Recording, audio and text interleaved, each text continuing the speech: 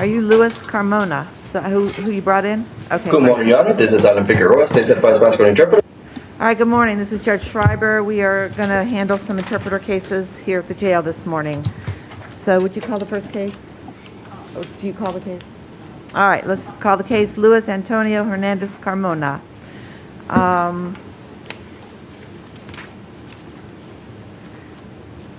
One other thing, in the event the public defender has a challenge to PC at any time throughout the day, please make it in advance of my going through the spiel, okay? Okay. All right. Sir, you're charged with 1 count of battery, domestic. Let me back up a little bit since we're just getting started. You are being provided with the services of a Spanish interpreter. If at any time you don't understand what the interpreter is saying, would you raise your hand to signal me?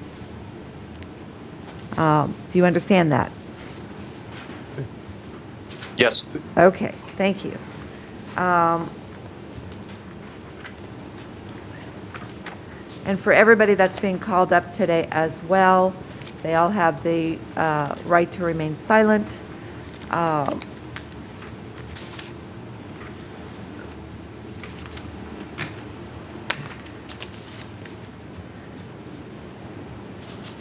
I've appointed legal counsel. The purpose of the hearing is to advise you of the specific charges and set a bond if appropriate or other conditions of release. Okay. Sir, you are charged with 1 count of battery, domestic in nature. I've reviewed the charging affidavit. I do find that there is probable cause for the charges.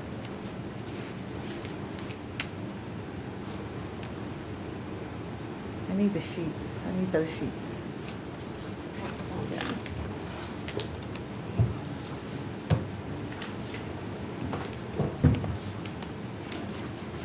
Do I have one for him?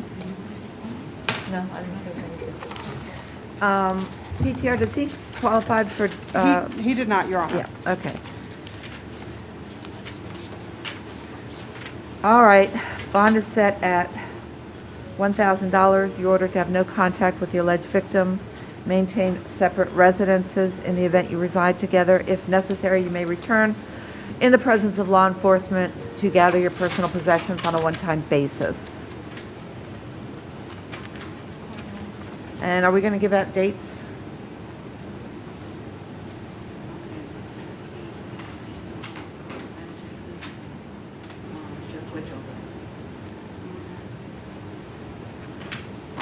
Are we going to give out dates today or not? No. No, okay. That'll do it, sir. Your Honor, may the interpreter get the case number?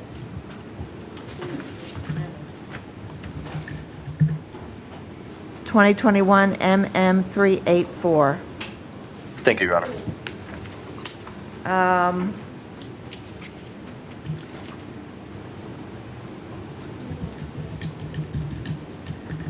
Luis Enrique Tiscara Novella Gran. For the interpreter, it's case number 2021 CF640.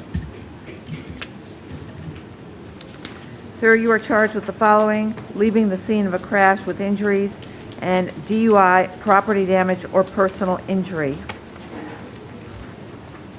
I've reviewed the charging affidavit.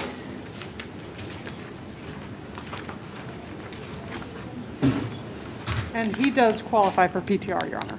He does. Yes.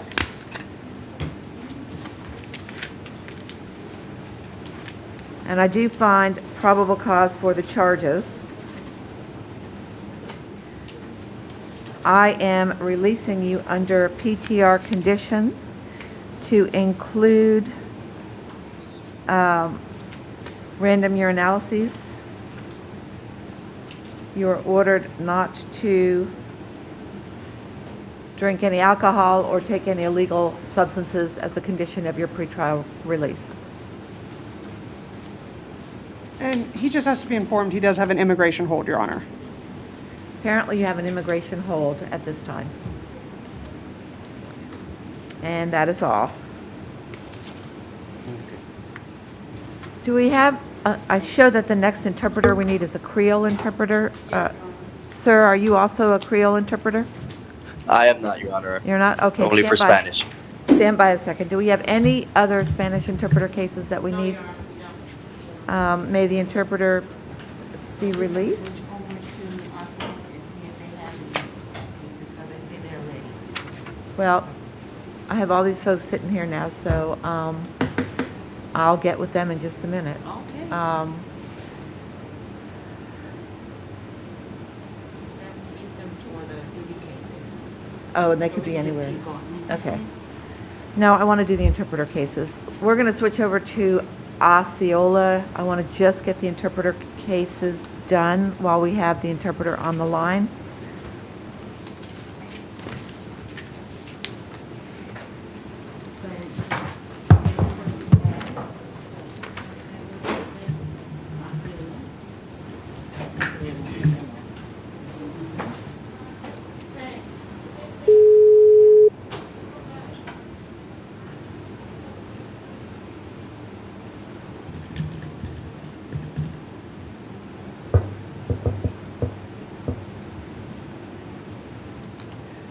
Hello? Your Honor, can you hear me? I can. I apologize for being a little bit late. I was told by the jail when I got here that it was going to be at 12 o'clock today, so luckily I called and said, hey, I just want to double check, make sure, and luckily found out that it was not going to be at 12 o'clock, so I got here as quickly as I could. I apologize for any inconvenience to the court. I'd be interested in knowing who told you 12 o'clock, because I'm not aware of ever beginning Osceola at 12 o'clock. But apology accepted. We're glad you made it safely. What I'm going to do is any in Spanish interpreter cases first, and then Judge, we have one, I believe it's the first one on the docket. Yeah, Arango. Acevedo Bonnet. we're going to Okay. go ahead and do all the Osceolas, but I can't see you folks, so I'm not sure why not. We could see you, Judge. But I can't see you. You want to disconnect and call you both again. All right. To the interpreter, we're going to hang up on you, get Osceola back on, and then call you right back. Not a problem. All right? Thank you.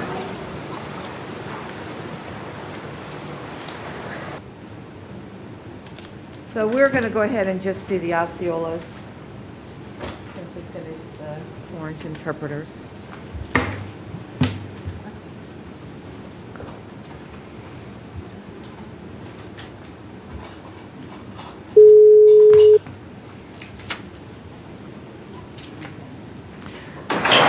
Can you see us now, Your Honor? I can. Stand by, please. Thank you.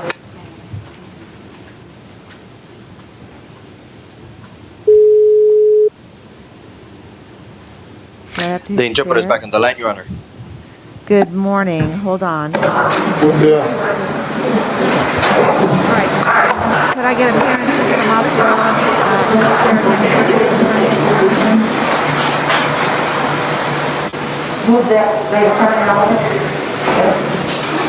Can you hear me? Judge, the state attorney typically is over in I'm Orange sorry. County. I meant the public defender. I apologize. Oh, Your Honor, Mary Jane Cooper on behalf of the Public Defender's Office. All right. We have the interpreter on the line. Is this Mr. Arango Hernandez? ¿Usted es el señor Arango Hernández? Sí, Viola. Yes. All right. Sir, for you and everybody else in the room, I'm Judge Margaret Schreiber. Bien, señor, para usted y todos los que están presentes, yo soy la jueza Barbara Shriver. I'm appointing the Office of the Public Defender to represent each of you. Se ha designado la oficina de defensor público para que represente a cada uno de ustedes. I want to advise you all you have the right to remain silent, and I strongly encourage you to exercise that right. Quiero informar a todos que tienen el derecho a permanecer en silencio y les urjo a usar ese derecho. The purpose of today's proceeding is to advise you of the nature of the charges against you and and determine whether or not there's probable cause for those charges. El motivo de la audiencia de hoy es informarles cuáles son los cargos que se han radicado en su contra y determinar si se emitirá alguna fianza. and to set a bond or other reasonable conditions of release. Se fijará la fianza y cualquier otra condición provisional de libertad. Mr. Arango Hernandez, you're charged with trespass after warning. Señor Arango Hernández se le acusa de entrada ilícita después de ser advertido. Sí. I find probable cause for the charge. Determinó que existe indicio de criminalidad para la acusación. Is there any objection by the state to releasing him ROR? ¿Alguna objeción de la Fiscalía para que se le emita la libertad bajo palabra? No objection, Your Honor. All right. Sin objeción, su señoría. Sir, you're going to be released on your own recognizance with the requirement that you are to not return to the wing house located at 3504 West Vine Street in Kissimmee. Bien, señor, se le emitirá la libertad bajo palabra con la condición de que se le prohíbe regresar al Wing House Stop en el 3504 West Vine Street en Kissimmee. Okay. And you may be seated, sir. Ya puede tomar asiento. What is this?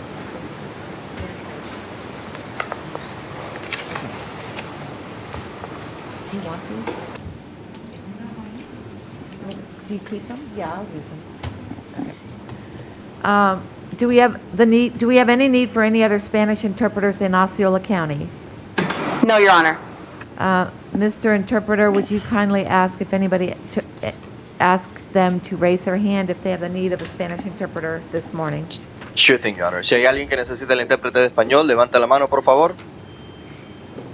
Sometimes I get one or two. All right.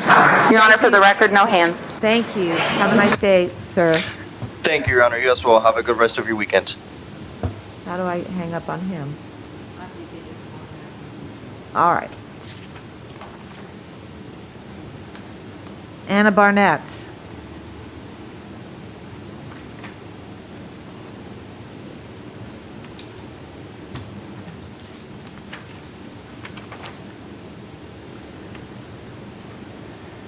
Ma'am, you're charged with one count of battery, simple touching or striking, domestic in nature. I've reviewed the charging affidavit. I find there is probable cause for the charge.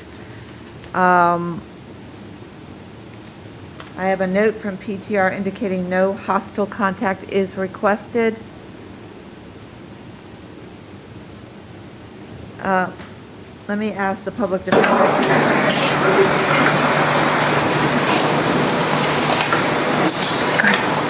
She has no convictions, Judge. All right.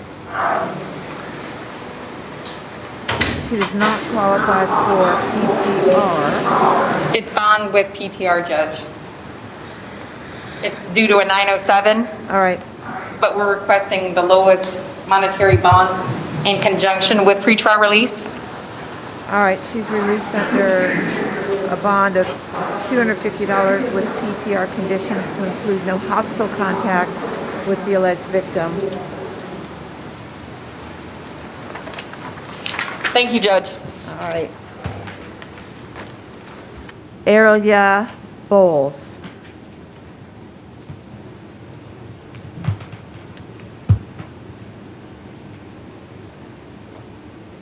Bowles? She's approaching, Your Honor. She's in the box. Thank you.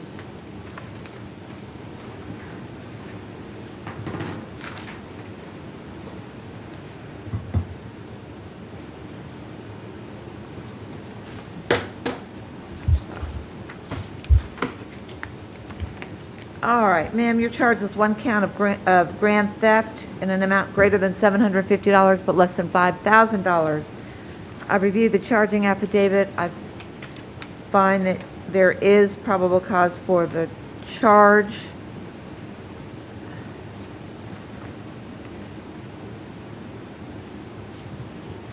You're currently out on ROR, so you don't qualify for PTR, so your bond is set at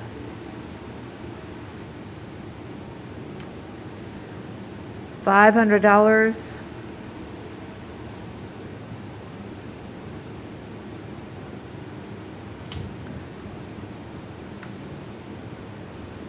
You're ordered to have no contact with the alleged victim.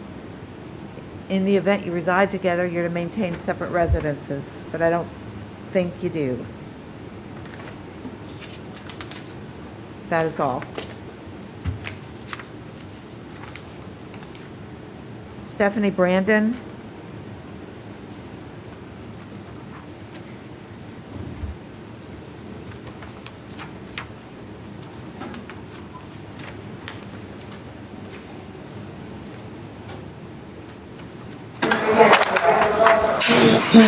Ma'am, your charge is battery and unlawful striking domestic inmate.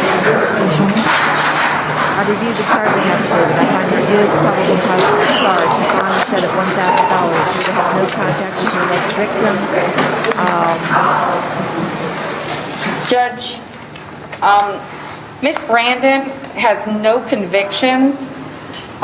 We did actually, we were unable to speak to the defendant, or I'm sorry, to the victim, but because of her history, is there any way the court would entertain a low monetary bond in conjunction with pretrial release?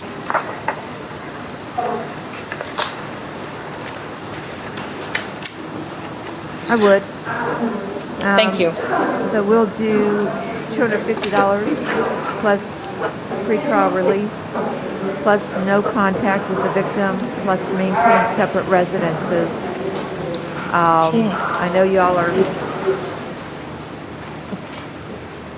How is that possible?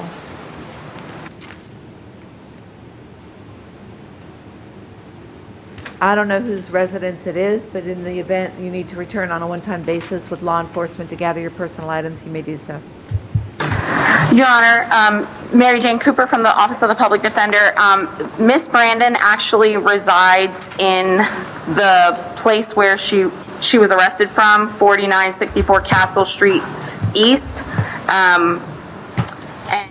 The alleged victim in this case does not reside there. He was temporarily staying with her, but he does not reside there permanently. Well, that's fine. She can remain there. I'm not saying she has to. So that's fine. Thank you, Your Honor. All right.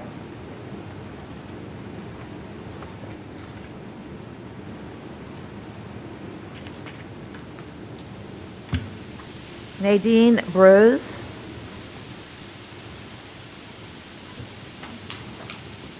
I don't have a sheet for her.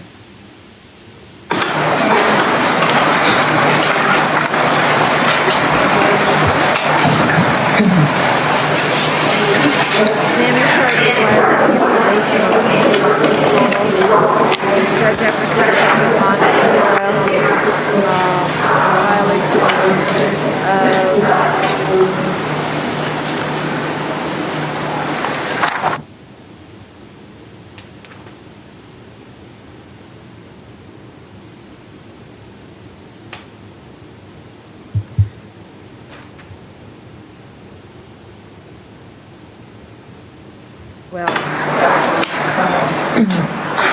have the warrant number,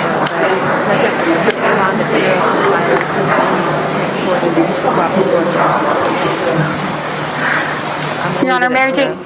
Yes. Sorry. Your Honor, Mary Jane Cooper from the Office of the Public Defender. The defendant, the only allegations for violation of probation on the affidavit are money and failure to provide proof that community service was complete. This woman has 4 children, and so we would just ask if the court would, by any chance, allow a bond in her case. What says the state? Your Honor, the state would agree with Your Honor's opinion of no bond.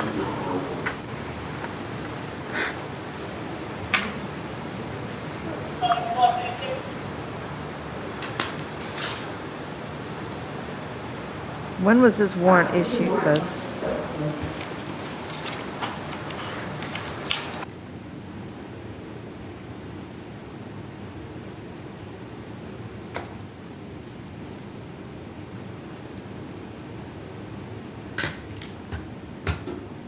Your Honor, it was issued January the 12th and executed January the 14th.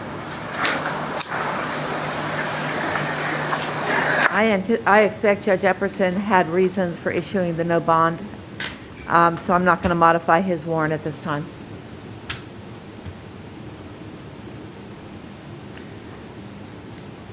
Ramses Castro Martinez.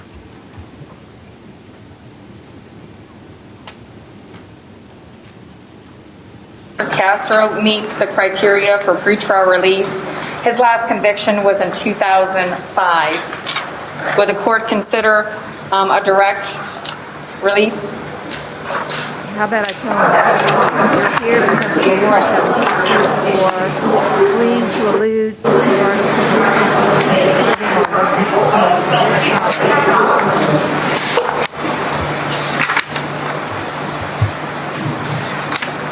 What says the state? Your Honor, I see that there was a $500 bond amount. I can't hear you. I need you to cut off the mic down and not feel it, please. It's awfully loud. Thank you. The state would recommend monetary bond, Your Honor. I didn't hear you. Sorry. The state would recommend monetary bond, Your Honor.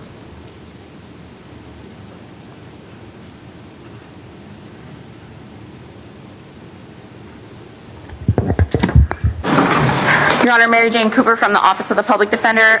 We would just be asking for a low bond with PTR conditions. I don't do low bonds on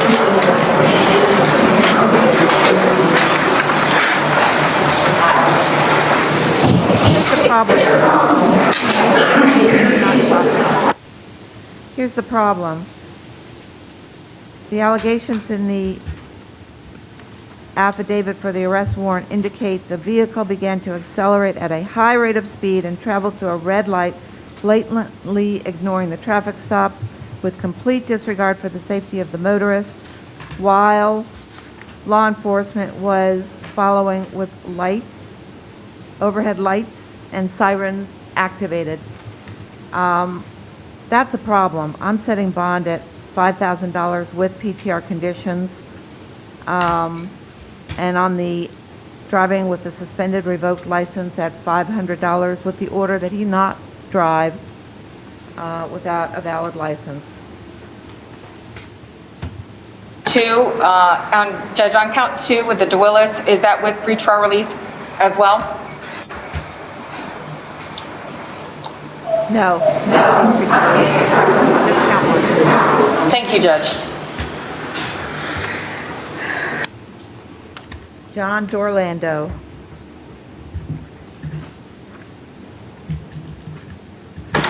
Your Honor, the Public Defender's Office does have a probable cause argument for this. All right, thank you.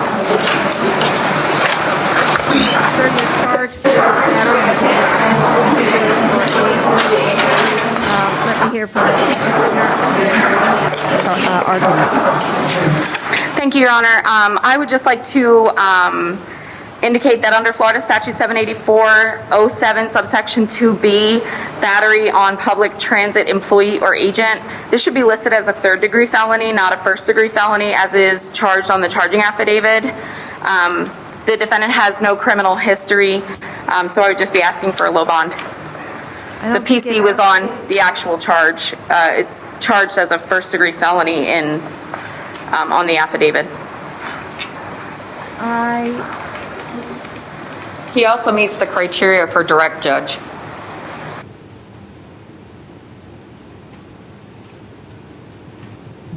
State. Your Honor, I see that probable cause was met. The state would be recommending monetary bond. Counsel, I don't believe, I see this fairly often where it says 1F. I don't believe that's intended to charge it as a first-degree felony, but it's the first felony charge on the paper. And in this case, there's only one felony charge. And sometimes that happens and sometimes it doesn't. But I agree, it's not a first-degree felony. He is titled to a bond. I do find there's probable cause for the charge. Does he qualify for pretrial release? Yes, Judge. Then I'll release him under PTR. Thank you, Judge.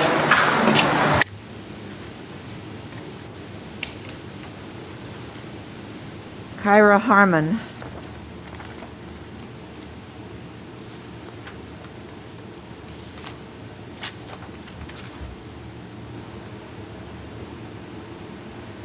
Ms. Harmon, you're charged with 1 count of battery, simple touching or striking, domestic in nature. I've reviewed the charging affidavit. I find there's probable cause for the charge.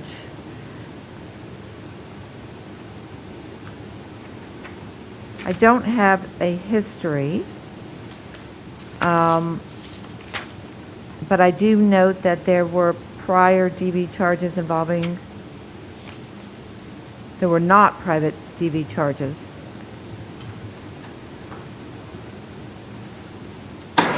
Judge, with Ms. Harmon, she has extensive history as a juvenile, as an adult. She has history out of South Dakota, false information on a Leo obstruction of officer, possession of controlled substance, possession of paraphernalia. She currently has a warrant for parole violation in South Dakota. The extradition is unknown as to the holds. We do not have any holds. The last adjudication she had was as a juvenile in 2018. Okay, thank you. Then I'm just going to set bond at $1,000 with the directive that there be no contact with the alleged victim.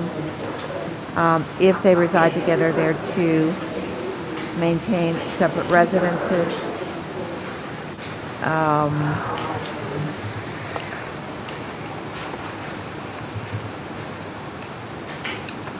I think that'll do it.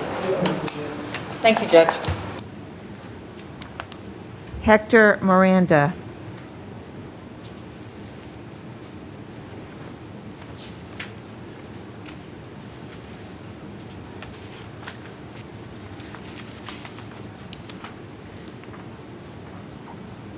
Mr. Miranda, you're charged with, you're here based upon an out-of-county warrant out of, is it Lake County? Yes. Out of Lake County. And the charge is driving without a valid driver's license.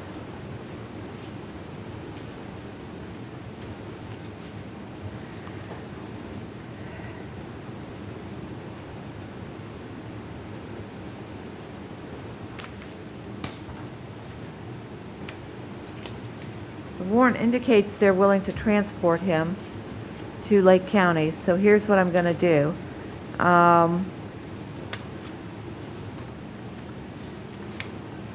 Has Lake County already been notified that he's in custody? Once they come in on any out-of-county judge, the county itself is notified. Okay.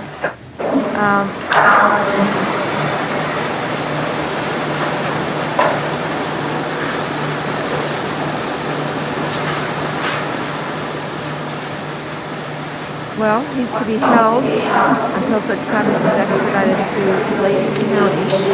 In the event Lake County elects not to exercise him within 5 days, he will be released ROR. Thank you, Judge.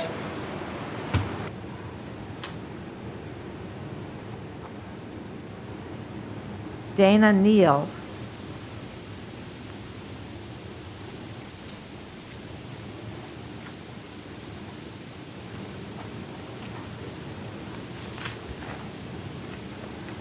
You are here in charge with failure to appear on a written promise.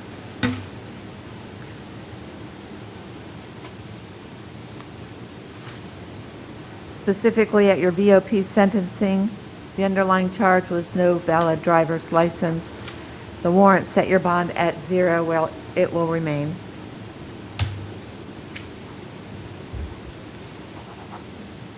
Ms. Neal, Judge, I think Ms. Neal has 2 cases. She has a VOP and an FTA.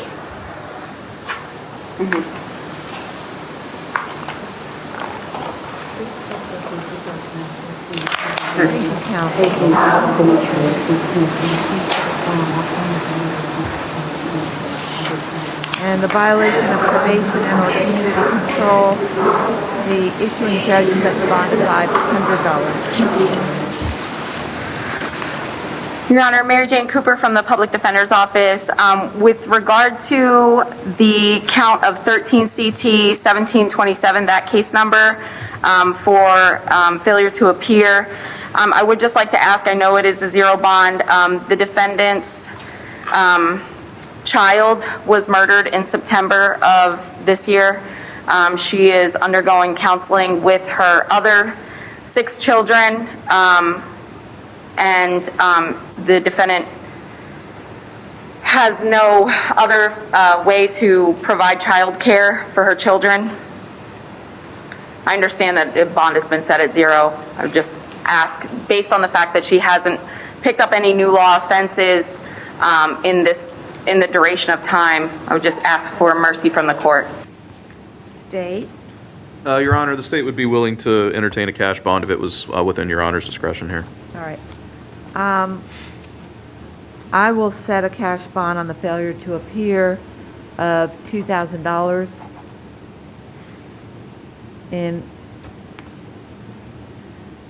will that take care of it, counsel?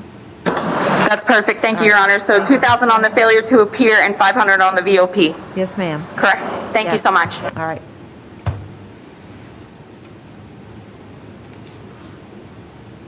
Juan Pacheco Narvaez.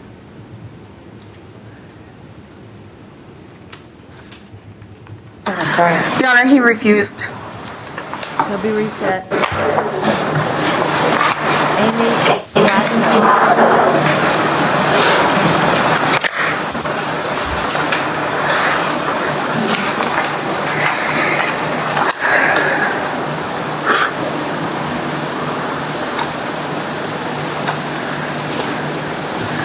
You're charged with violating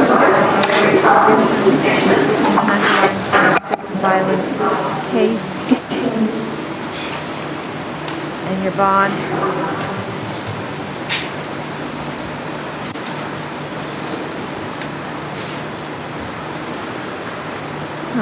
I've reviewed the charging affidavit. I find probable cause for the charge.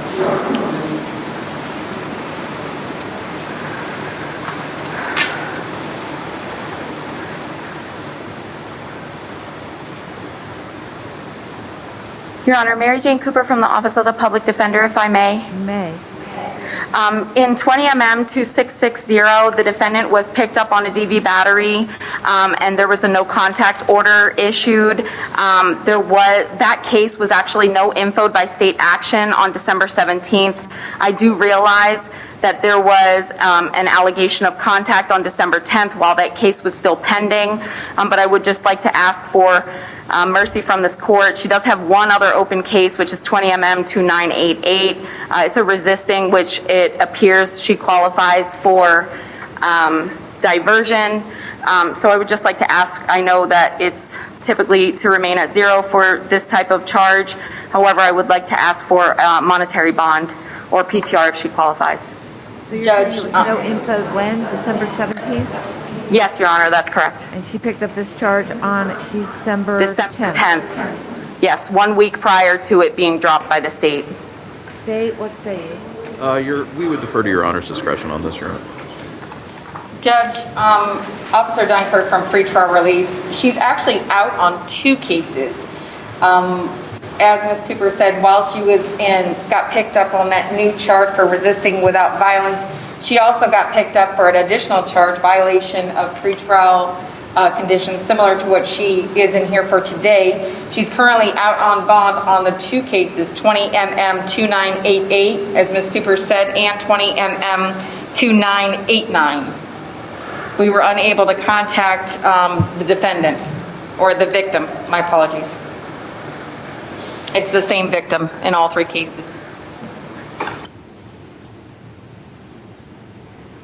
I'm going to leave the bond at 0 for now. She can bring this up before Judge Arendas.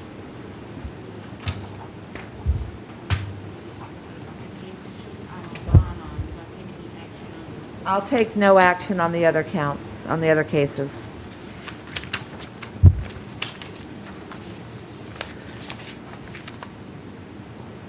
Norris Polanco.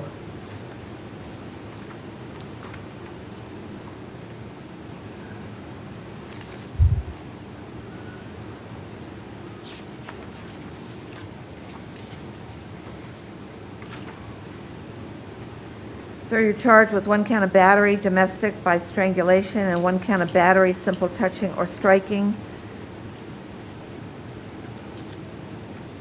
Again, domestic in nature. I've reviewed the charging affidavit. I find there is probable cause for the charges.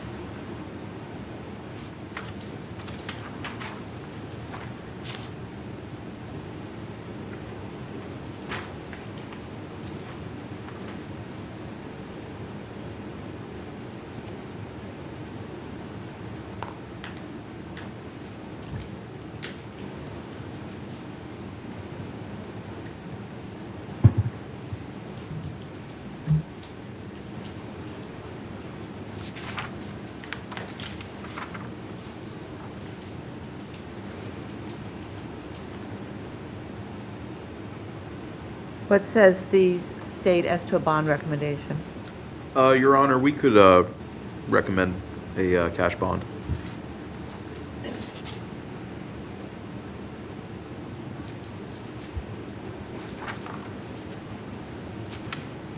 Your Honor, surety and/or cash, correct? Right, I never object to a surety bond. All right.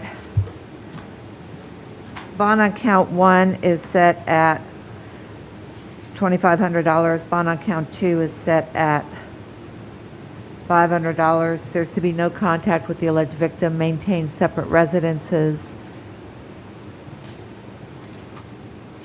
And that is all.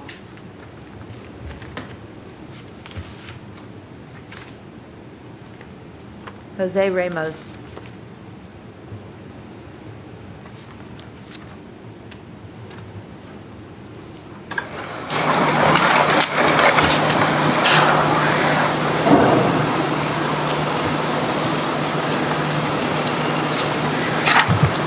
Sir, your charge is I find probable cause for the charge. Bond is set at $250. Judge, Officer Dunkirk with pretrial release. Mr. Ramos actually meets the criteria for pretrial release direct. Would Judge be able to entertain that? His last conviction was in I will. 2006. I will. I'll set his conditions of release at direct PTR. Thank you, Judge. Benny Rivera.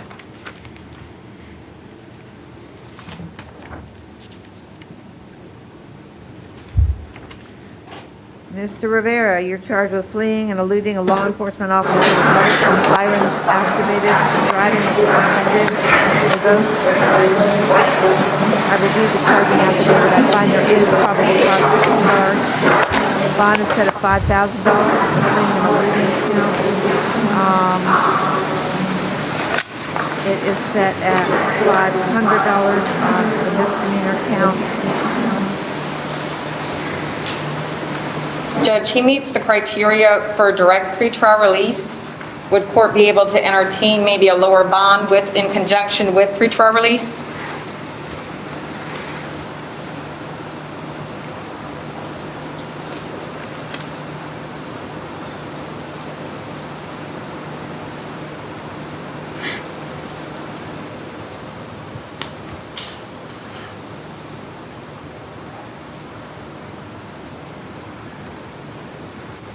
I would not under these circumstances. I will add pretrial release as a condition to the monetary bond. On both counts, Judge? No, Or only on just- count 1. Thank you, Judge. Any conditions? No driving without a valid driver's license. Thank you, Judge. Ebony Robinson.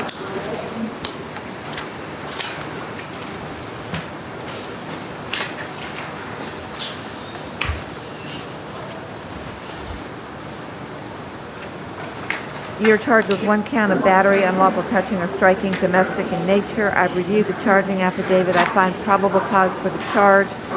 I have notes from pretrial release indicating they've made contact with the alleged victim who wants contact but doesn't want to live with her. In other words, a no return. Anything else to add on that from pretrial release? Judge, Ms. Robinson has no criminal history whatsoever. We're just asking for the lowest monetary bonds possible in conjunction with pretrial release, Judge. Any objection by the state? No objection, Your Honor. Bond is set at $250 with pretrial release, with the requirement that there be no hostile contact with the victim and that you maintain separate residences. If you need to return to the residence to gather personal possessions, you may do so in the presence of law enforcement on a one-time basis. Thank you, Judge. All right. Erica Solomon.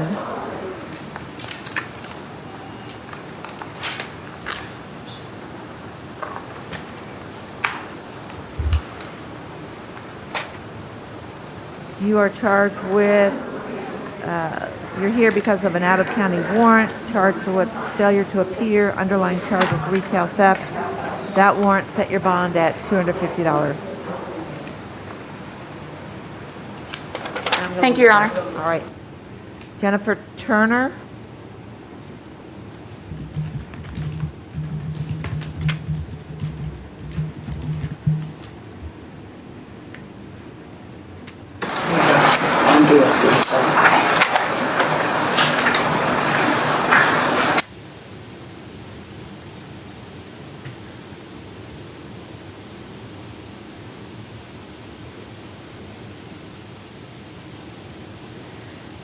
You're charged with grand theft in an amount greater than $300 but less than $5,000, burglary to an unoccupied structure unarmed, and criminal mischief of $1,000 or more.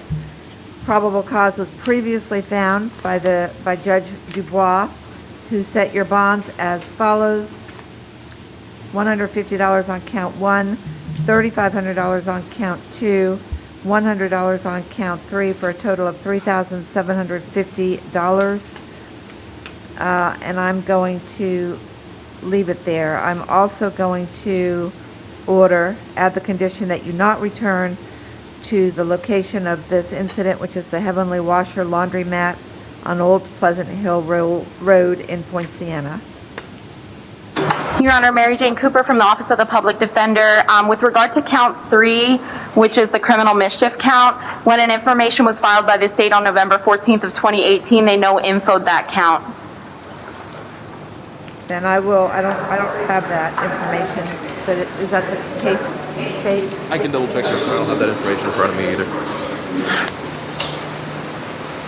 I checked this morning, so. Okay, I'll take your word for it, counsel. On count 3, it'll be ROR.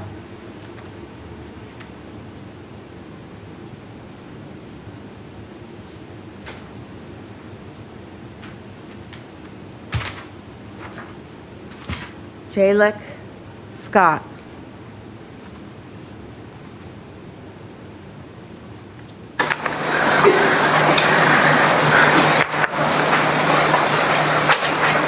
Anybody who, sir, you're charged with carrying a concealed firearm.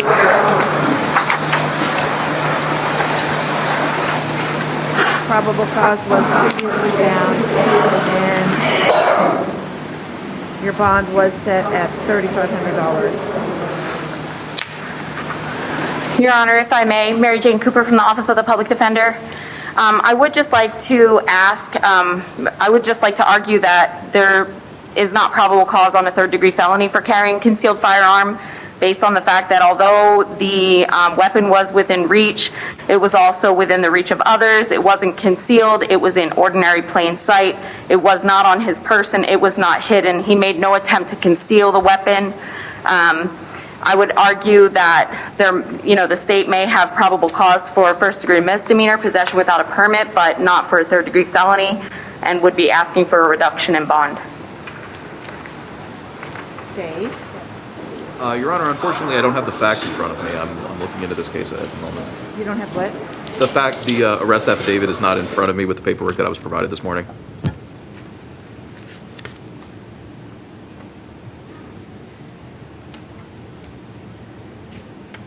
Of course, Your Honor, we would defer to your discretion if you happen to have the arrest affidavit in front of you. Your Honor, I can allege to the facts as I read them. I have it. Okay. Just a second, I'll look at it. Thank you, Your Honor.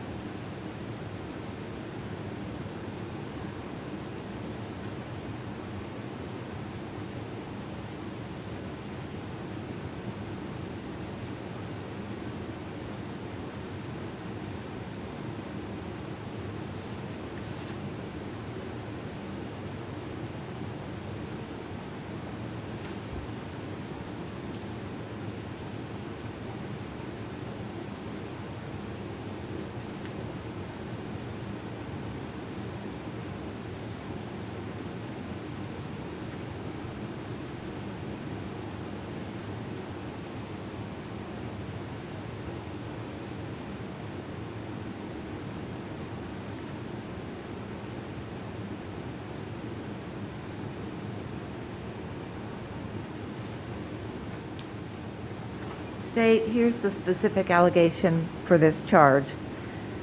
That based on the investigation, Jalick was in violation of carrying a concealed weapon due to Jalick having an Anderson AM-15 rifle pistol about his person when contacted by law enforcement. A rifle pistol was located on the floorboard under Jalick's feet and was readily ascertainable to him to use in a manner that can be retrieved and used as easily and quickly as if carried on the person. Thank you, Your Honor. Based on those facts, the state would argue that it would be sufficient for that statute.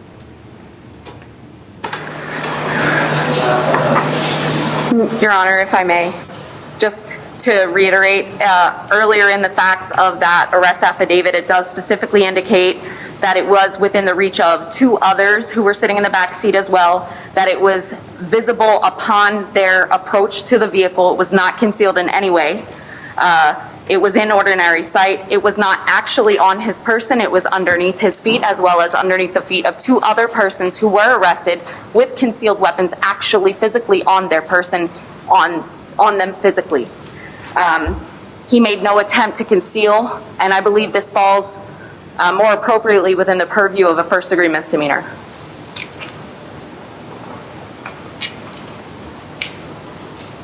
Also, the defendant is 18 years old, just for the record, doesn't have any prior convictions.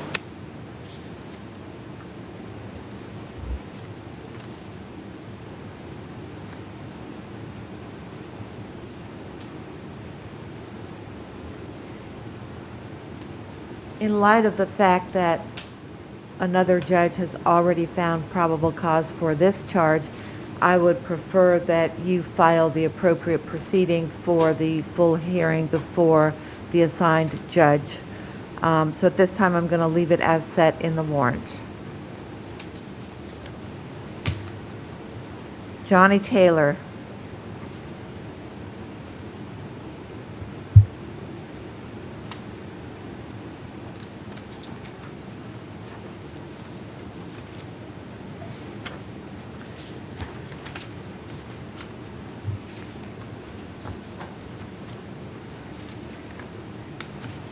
Sir, you're here based upon an out-of-county warrant.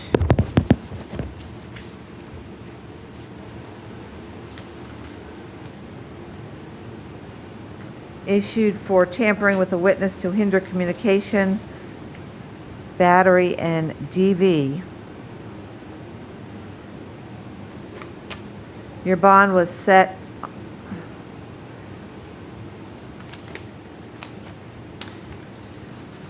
It looks like your bond was set at $1,000. I'll leave it as set in the warrant. No, one thousand, Stand by. Battery DV, okay. I believe there's another count, Judge. There is, I don't have any information on the charge. I believe, I don't have the I'm sorry. affidavit, I don't have any of the facts, all I've got is a warrant that says count 2-0. So I guess we'll leave it at that. Count 1 is $1,000. Count 2, I have a feeling it's here on battery DV. but I It don't is, have- Judge. I don't have the arrest affidavit. Also on the warrant, Judge, as in regards to the count 2, it does stipulate no contact, no return. Do you have the additional information? Your Honor, from the Public Defender's Office, we don't have any information, but if it is DV, we would be asking for a $500 bond. I was just handed a transmission, it looks like from Leo's. It's from the out-of-county. Oh, count 2, DV bat. I think I got it, counsel. Stand by. Okay, thank you.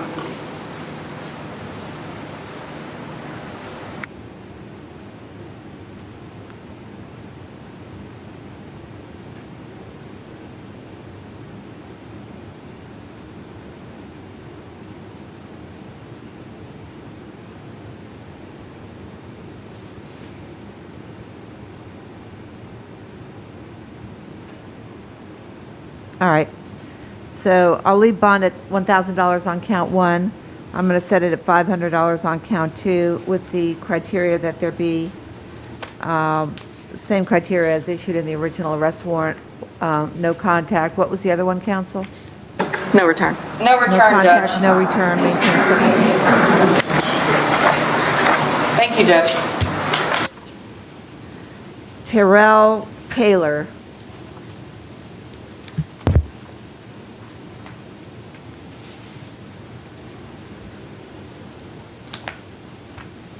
He's approaching, Your Honor. He's in the box.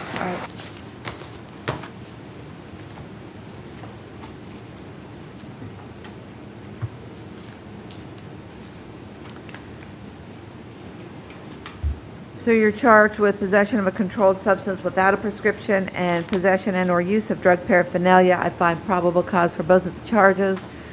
Bond is set at, I don't have anything from PTR. Can PTR advise me on this one? Judge, Mr. Taylor was reset from yesterday. He was detoxing. He doesn't qualify for pretrial release. He has an active warrant out of South Carolina. He's also out in Orange County case, out on bail for 19 MM 7978. It's a battery in trespass. Okay. So he doesn't qualify No, Judge. PTR. So bond No, is Judge. $1,000.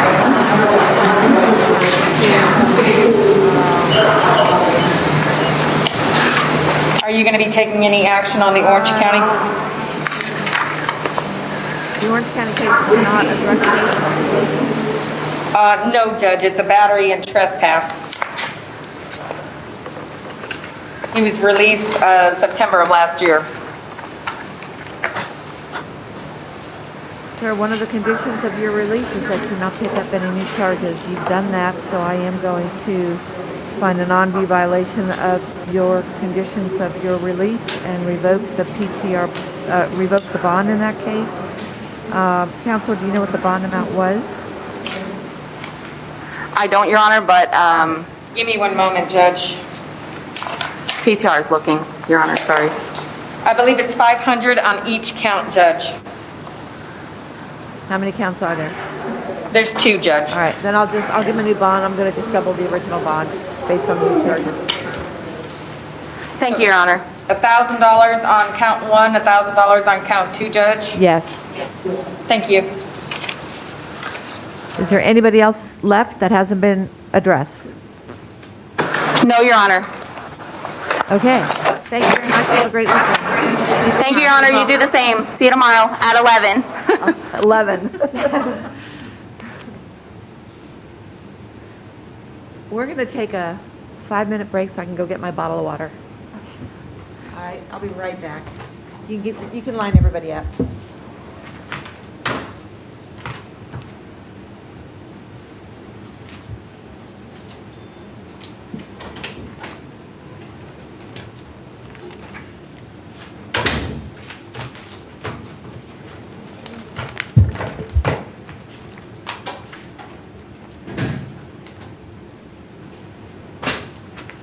I don't think I have any PC colleges. There was a few. You know what I mean? Where I don't think I'm gonna win it, but. No, that's all right. You're doing this my record. What? You're doing this my record. What? Do me a favor. Oh yeah, I How know. did I do like for my first time out there? Oh, you did fine. I had no idea. Oh my No god. idea. No It's idea. fine. You really just like stand here till the judge asks you. That's kind of rough. I was like waiting for us to do like most of the work. Yeah. And I was kind of looking for clues and cues from her. Right. Like, Yeah. The first time I did INAs, it was when we were shut down like during the day. So we were doing them downtown in the courtroom and like video it in. Yeah. So it was like I couldn't even talk to anyone. I didn't understand anything that was happening. Yeah. But it was kind of nice to just be downtown. Right, and instead of having to make the drive and everything. Yeah. It's friendlier territory. You know, you're used to the downtown court. Right. That's the thing, like, I don't know if we use this stuff. It's all, I know. I Yeah. don't know what these documents It's look so like. many freaking So much papers. paper. I know.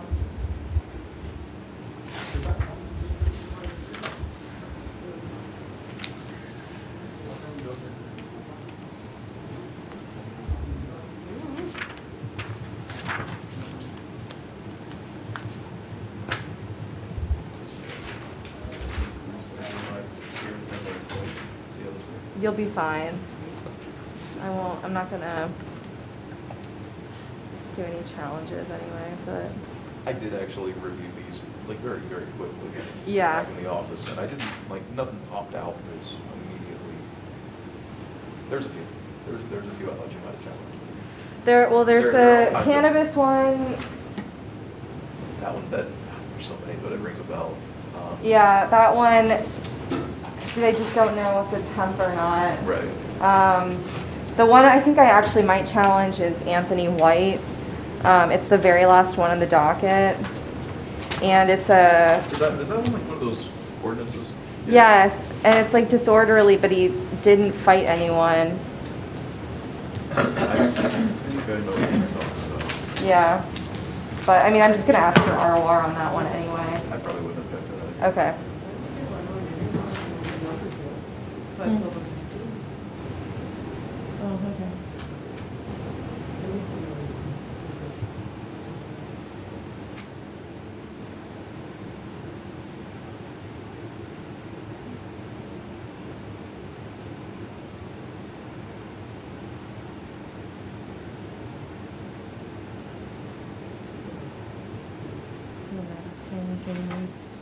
What's another meek, so we just did meek, so, okay.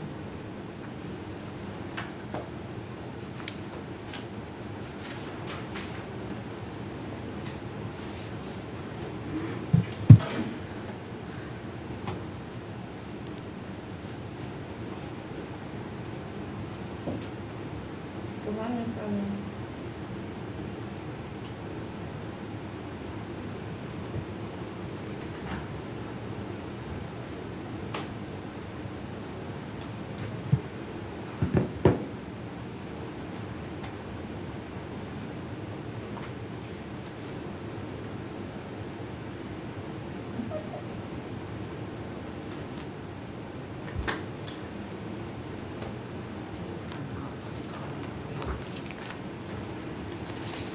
You're gonna be,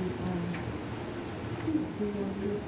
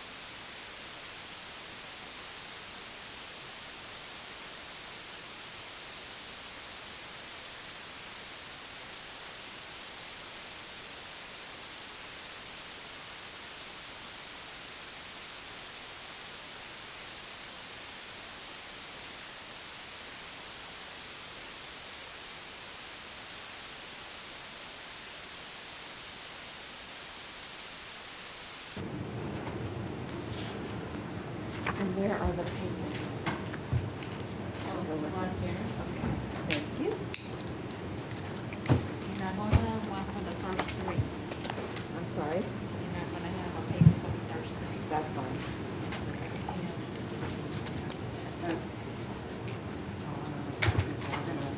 Yeah.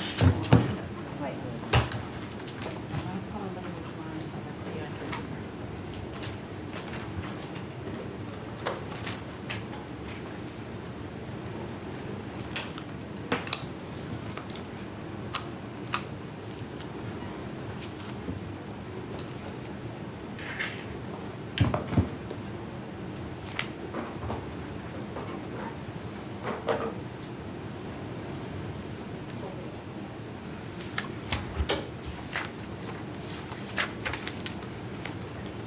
Station three. Station two.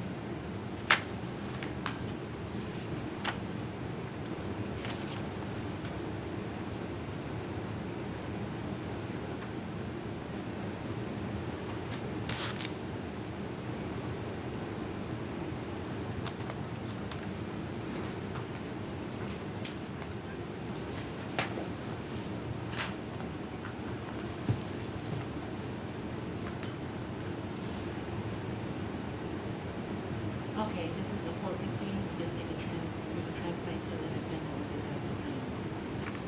Yeah. Okay, please go.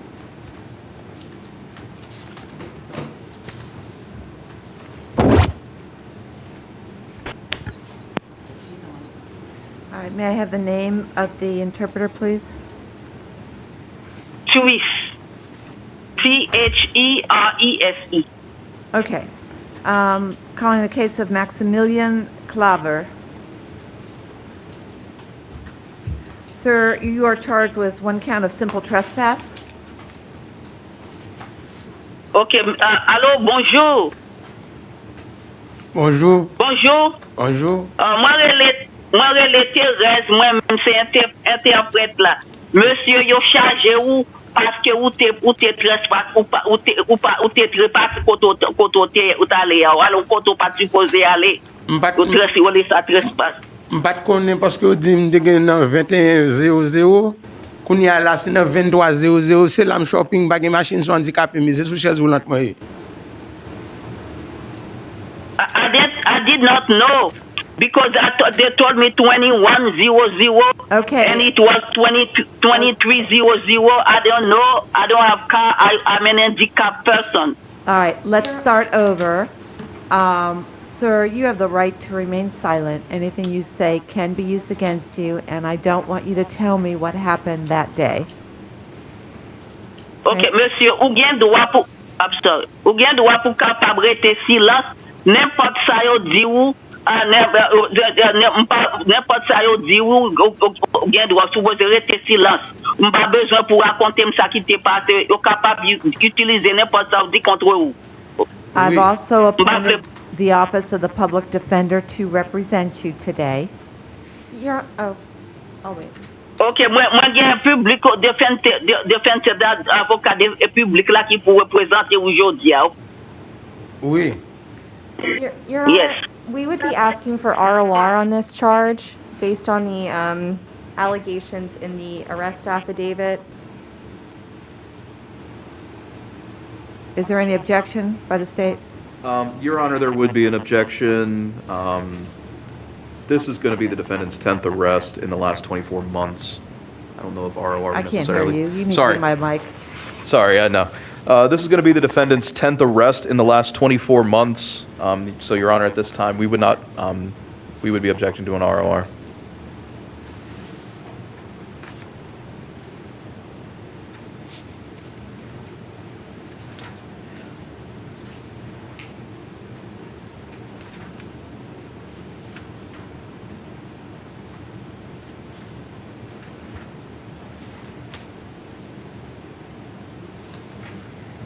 I have a question of the state. I have a note that in 2 of the cases, he was found incompetent to proceed. Is that accurate? I have that in, sorry, Your Honor, if I may respond. I searched his name on our case management system, and he has been deemed incompetent in 2 previous cases. That's part of why I was asking for ROR. Your Honor, I do see that now as well. Based on that fact, if Your Honor was so inclined towards ROR, the state wouldn't have an objection. All right. Then I'm going to release you under ROR, I'm going to release you under ROR and take no action with the other cases. Madam Interpreter, I didn't hear you interpreting any of that, so hopefully you can remember it. I'm sorry. I thought you were talking to among yourself. I don't know because I see you. I'm sorry. I don't know when you want me to talk because you want to talking to directly to the defender. I'm sorry. That will let me know. I don't know. I'm sorry. Well, typically an interpreter interprets everything that's said on the record. So at least tell him, please, that he's been released ROR on his own recognizance, and I'm taking no action with the other open cases. OK, quand il y a la m'a quitté aller dans AOA là et moi pas prendre aucune action dans l'autre question. Madame de Sozi, non? M'a quitté aller, y a quitté aller, y a la blague ou en bas AOA et y a pas prendre aucune action dans l'autre question. OK. That is all. You Okay. may leave. Thank you. And my thanks to... OK, c'est ça. Go ahead. Merci en pile. C'est ça, c'est où m'être allé. My thanks to the interpreter. Oh, thank you, Your Honor. I'm sorry I did not understand what was said. I didn't know you were ready for me to start. I understand. Thank you. Okay. Okay, thank you for using our service. Thank Can you hang up? Bye-bye. Thank you. All right. Thank you. Go ahead and hang up. Thank you. Bye-bye. Thank you. Yes, thank you. Bye-bye.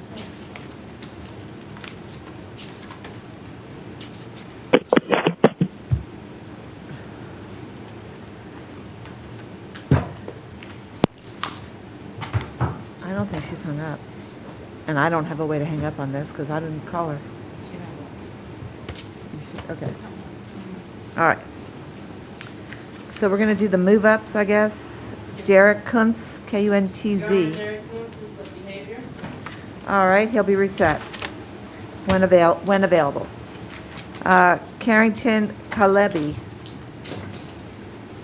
Yes. Can you hear me? I can. Sir, you're charged with trespass on property after warning. I've already appointed the public defender to represent you, and you have the right to remain silent, so please exercise it. I've reviewed the charging affidavit. I find there is probable cause for the charge.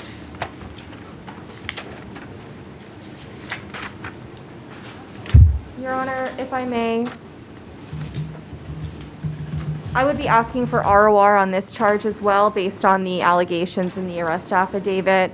It was just he was just at, allegedly at Walmart and acting strangely. You're going to have to speak in the mic count. Right, counsel. okay. I would be asking for ROR on this charge as well, based on the allegations in the arrest affidavit.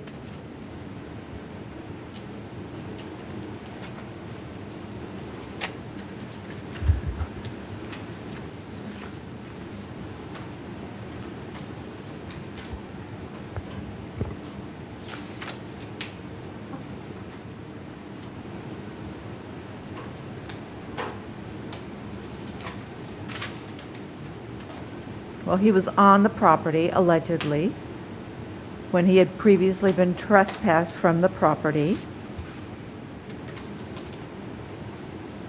I'm not sure what allegations you're referring to. State, do you object? Your Honor, the state actually wouldn't have an objection to ROR on this particular matter. All right. Then I'll release them under ROR without objection by the state. And I will, are you asking the court to take no action with regard to this open case? At this time, we're not, Your Honor. Okay, I'll take no action with regard to the open case. Yes.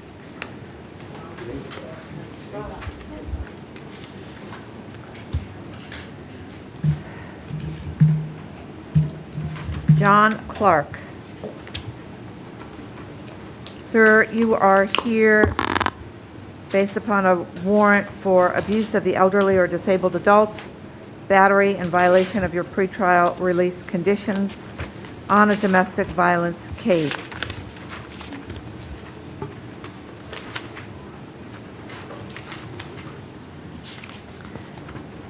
Probable cause was previously found. Your bond was set at $15,000 on count 1, $500 on count 2, $15,000 on count 3, along with the additional conditions that there be no contact directly with the victim or co-defendant or witnesses, that you're to maintain separate residences, that you're not to return to the scene, and that you're not to possess any weapons or firearms. That is all. Thank you.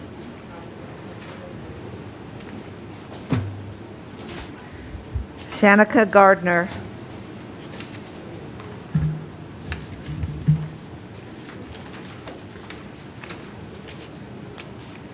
You're charged with with aggravated assault, domestic in nature. I reviewed the charging affidavit. I find there is probable cause for the charge.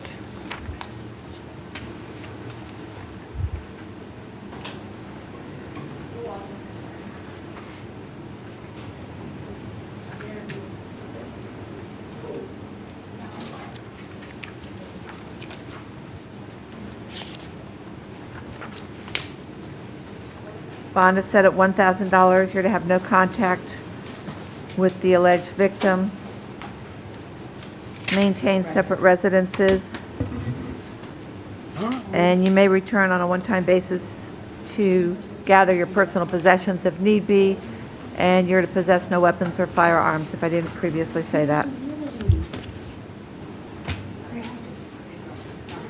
Walter Garrido.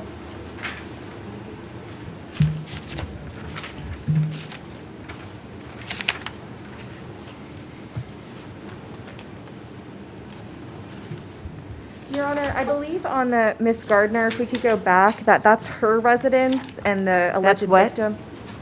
You're on Miss Gardner that we just did, that you said there was a no return. I believe that is her residence. Is it? And that All right. okay. Then she can live in her own residence. But, Okay. It's got to be maintain separate residences. So Okay, I was just the making victim sure can't that come she back. can return to her. She can. return to your residence. Thank you. Walter Garrido. Gerardo, yes, ma'am. All right, sir, you're charged with robbery, sudden snatching, tampering with a witness, battery, dating violence, and criminal mischief in an amount less than $200. Probable cause was previously filed on all of those charges.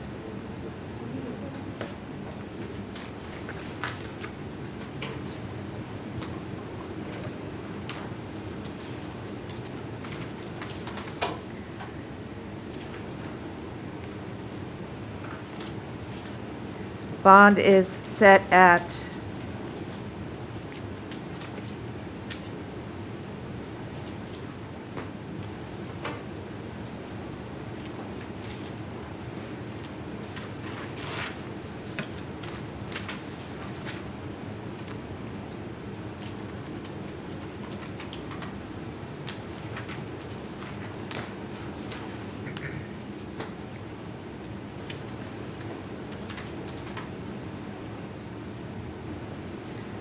$3,500 on count one, $1,000 on count two, $1,000 on count three, $100 on count four. You'd have no contact, no return, and possess no weapons or firearms.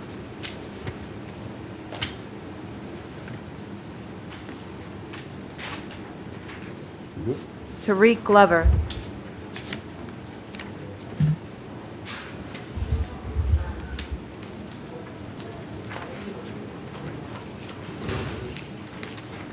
Sir, you're charged with one count of battery by strangulation, domestic in nature. I've reviewed the charging affidavit. I find there is probable cause for the charge. Bond is set at $1,000.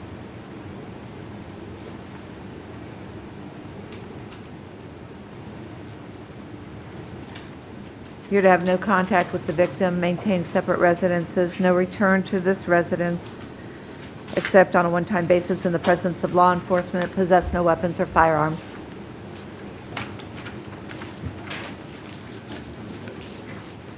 Anthony Johnson.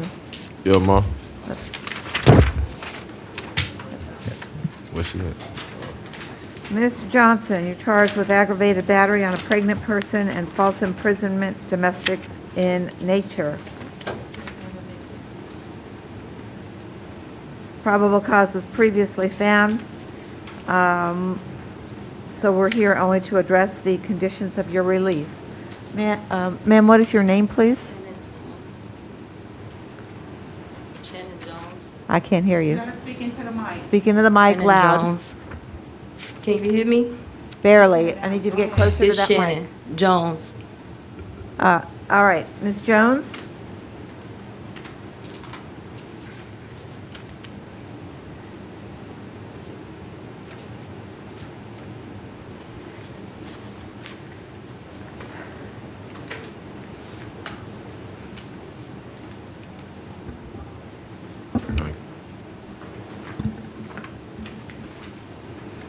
Ms. Jones, I don't want to hear anything about that night or that event or what happened that day. My questions to you are going to be specifically related to your level of fear, if any, of the defendant. So my first question is, do you want him to come back to the home? Yes, ma'am. Okay, you got to say it loud so we can record it. Yes, ma'am. Are you afraid of him? No, ma'am. If he were to become violent with you, what would you do? Ma'am, If he were to become violent with you, what would you do? he's not. I can't hear you. He's not. If That he was were, would you have any hesitancy about calling 911? Do I have hesitant? No. Would you call 911 if he became violent? Yeah. All right.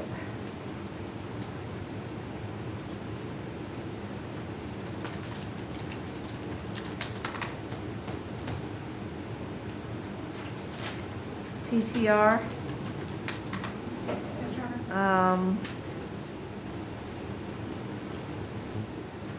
Any prior incidents with this victim?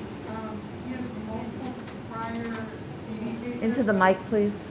He has Just move the multiple mic prior toward DV you. cases, But they all appear to be with a different victim. Okay.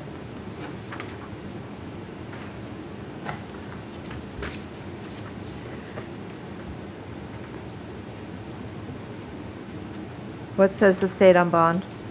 Your Honor, as a condition of any monetary bond, the state would ask for no hostile contact. All right. All right, bond is set at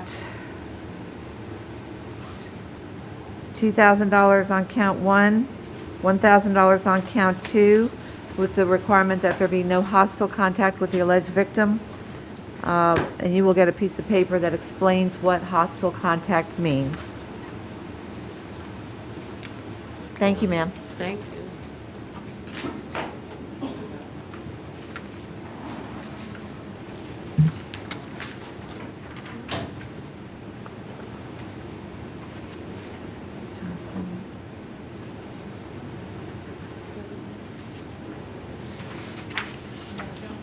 What's next? Anthony Johnson. All right, we just did him. Shamika Sears. Yes, ma'am. All right, you're charged with burglary of a dwelling with an assault and battery, domestic in nature, aggravated assault, domestic in nature, and criminal mischief in an amount less than $200. Probable cause was previously found, Not guilty. and a warrant was issued. You're entitled to a bond. Bond is set at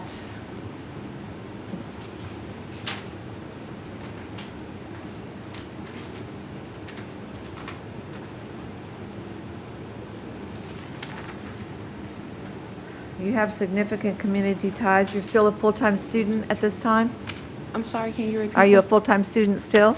Yes. All right. And my kid's father have the kids now, and I need to get them, but I don't want to violate the contract. So how do I do that? I can't advise you as to what to do. I'm just going to set the conditions of your release. What's she saying? So at this time, I am setting bond at count 1 at $1,000, count 2 at $1,000, count 3 ROR with there's been no contact with the victim, PTR? We did not make any contact with you with Your Honor, if I may, we would ask for no hostile contact with the victim. He is the father of her children, and that's what she was trying to explain, is that she needs to be able to get her children upon release.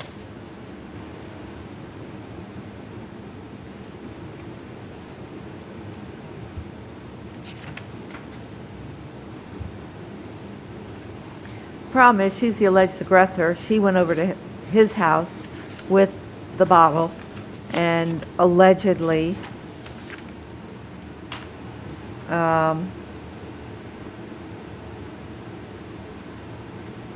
Yes, I did. prompted the incident. So I'm going to order no contact at this time. You can always request a modification. Your Honor, we would just request that she be allowed to return to get her children one time with law enforcement. To collect the If she children? would be able to return to the residence, I believe We she's, don't even have to meet at the house. We can meet in a public setting. she just wants to be able to switch Get the my children kids. off with law enforcement because he has the children right now, but she has custody.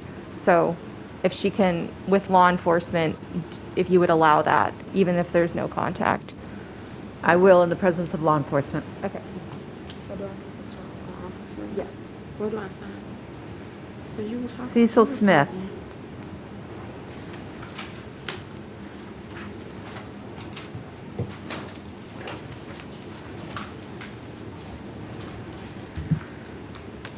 Mr. Smith, you are charged with burglary to a dwelling, criminal mischief in violation of a domestic injunction. Probable cause was previously found. The issuing judge sent your bonds on count 1 at $10,000, on count 2 at $100.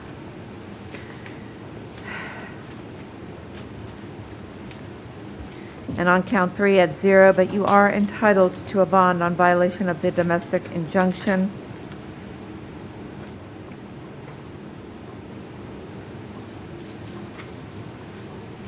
I'm going to set that bond at $2,500, order that there be no contact with order that you comply with the terms and conditions of that injunction.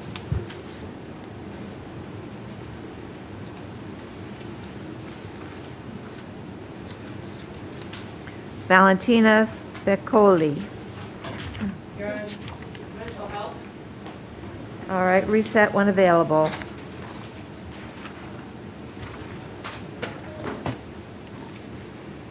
Taylor Stumpf.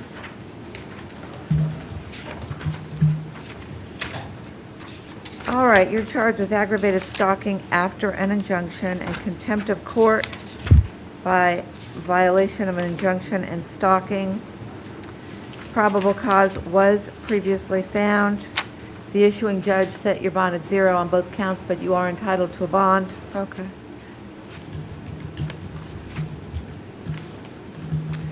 Has pretrial release made contact with the alleged victim? No, Your Honor, no victim contact was made, but she does qualify for PTR. Any objection to setting PTR as a condition of her release? Your Honor, the state would have no objection. All right, she'll be released under pretrial release conditions. There's to be no contact with the alleged victim. You're to comply with the terms and conditions of the injunction.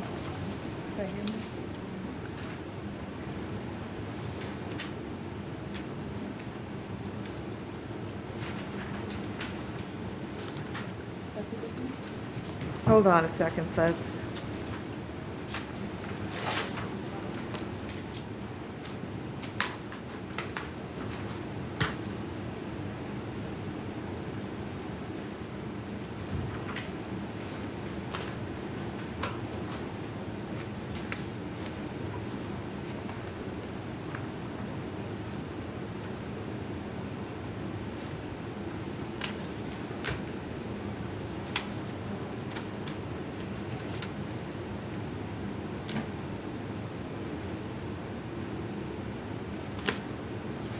All right, I'll leave it at that. Thank you. Crystal Valdez.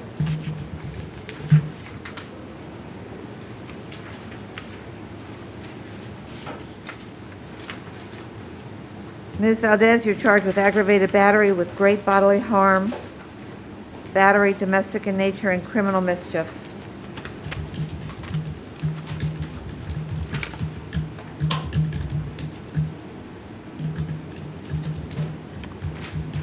I reviewed the charging affidavit. I do find there is probable cause for the charges. Your bond is set at $10,000 on count 1. It's set at $1,000 on count 2 and $100 on count 3, along with PTR conditions on counts 1 and 2. You're to have no contact with the alleged victim, no return if you reside together, except on a one-time basis in the presence of law enforcement, maintain separate residences, and possess no weapons or firearms. Right. Anthony Vanelli.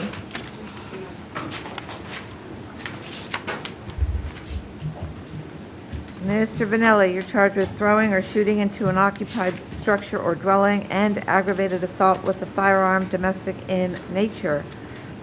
I have reviewed the charging affidavit. I do find there's probable cause for the charge.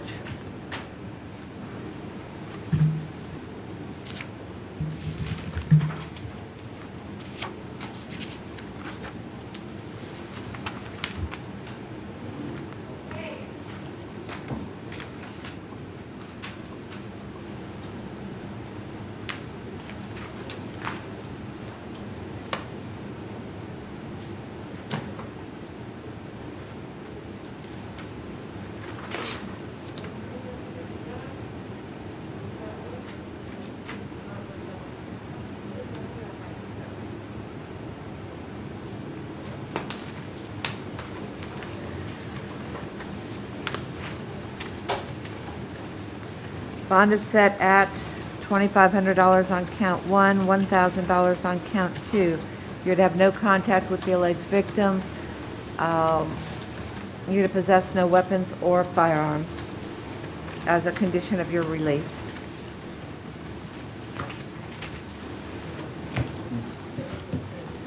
Toddarian Walker.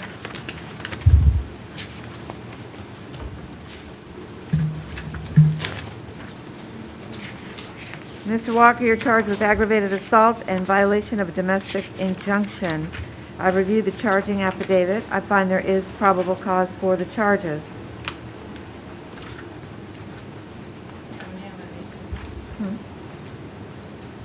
Before I set the conditions of your release, let's find out who's here.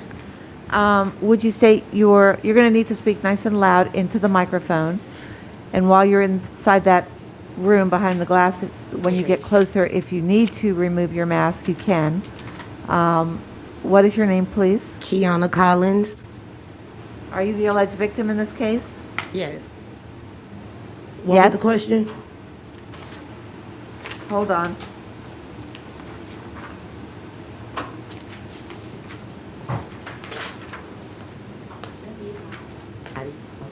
Kayana Collins, that's you, right? Okay. Yes.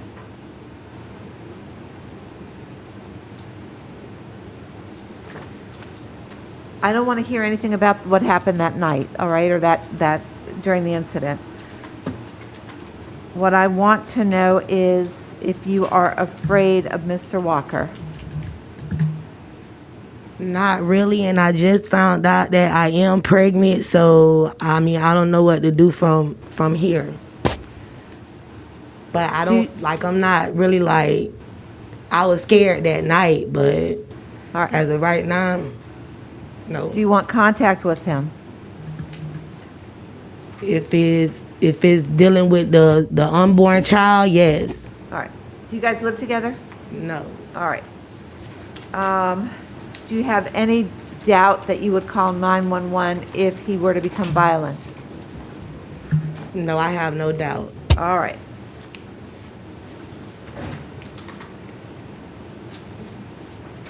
Then bond is set at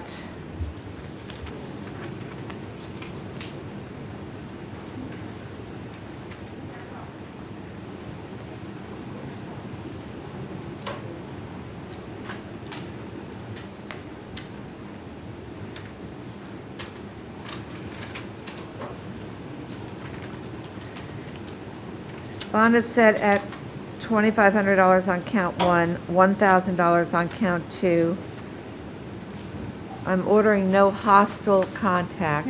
You'll get information as to what that means. Your Honor, it does look like they have a Hillsborough injunction. I can't hear you. I'm It does look like they have a Hillsborough County injunction regarding a no contact. I have in my By her notes. against him? Yes, Your Honor. Do you have an injunction in place against him? Yes. But I'm trying to see about going down there to see what I could do. See what you can do to... About trying to get it to a no hostile injunction. But he came, well...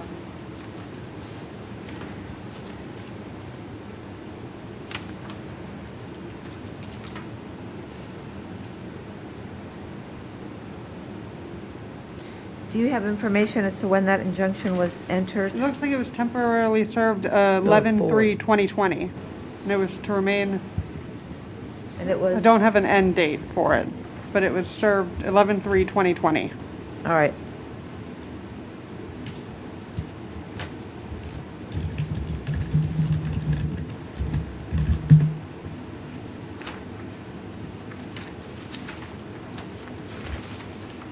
State, do you have a position? Your Honor, based on the fact of the injunction, we would just ask that the injunction remain in place. However, if Your Honor was so inclined to allow contact, it must be no hostile contact.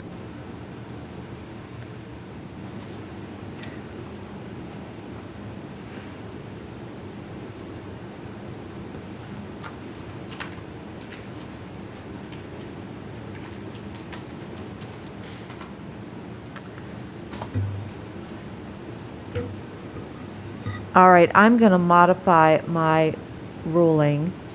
I'm going to order that there be no hostile or in-person contact. All contact must be via remote means, meaning telephone or video or text message. You can talk to him on the telephone. You can't sit down and have a face-to-face conversation with him. If you are, and I'm going to specifically order that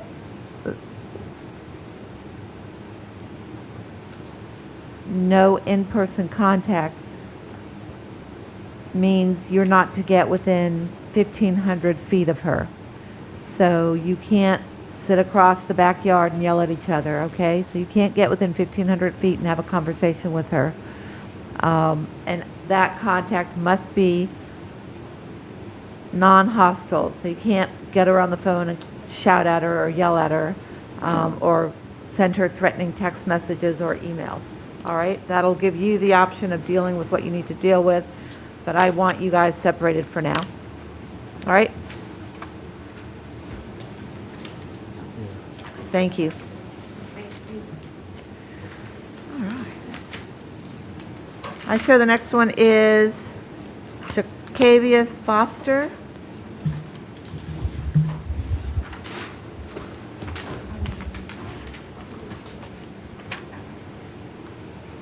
Where's Louis Carmona? Did I do them?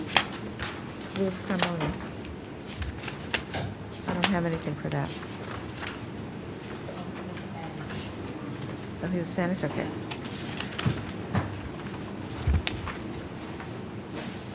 Are you Mr. Foster? Okay. Mr. Foster, you're charged with 1 count of battery, unlawful touching, or striking. I've reviewed the charging affidavit. I find probable cause for the charge.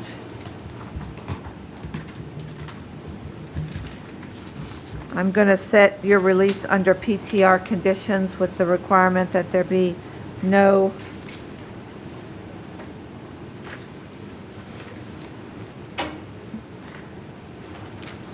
contact with the alleged victim.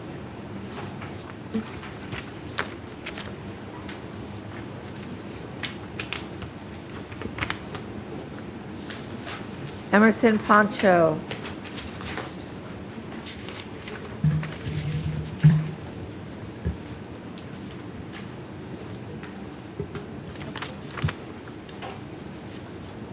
Thank you.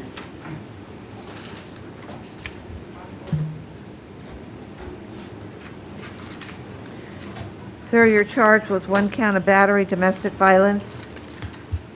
Yes. I reviewed the charging affidavit. I find probable cause for the charge. I'm releasing you under PTR conditions. And Your Honor, you do have a witness. I'm sorry, I did not see you. I Sorry, I'm apologize. short.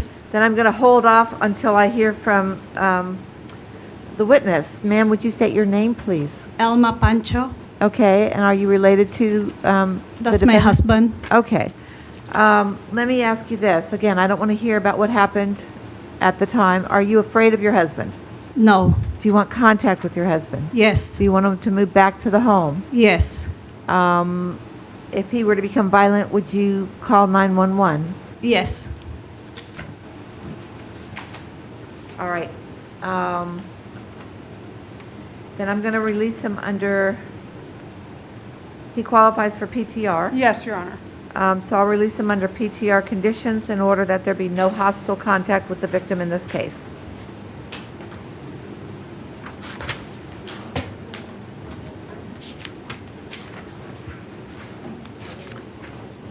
Thank you, ma'am. Vernon Bell.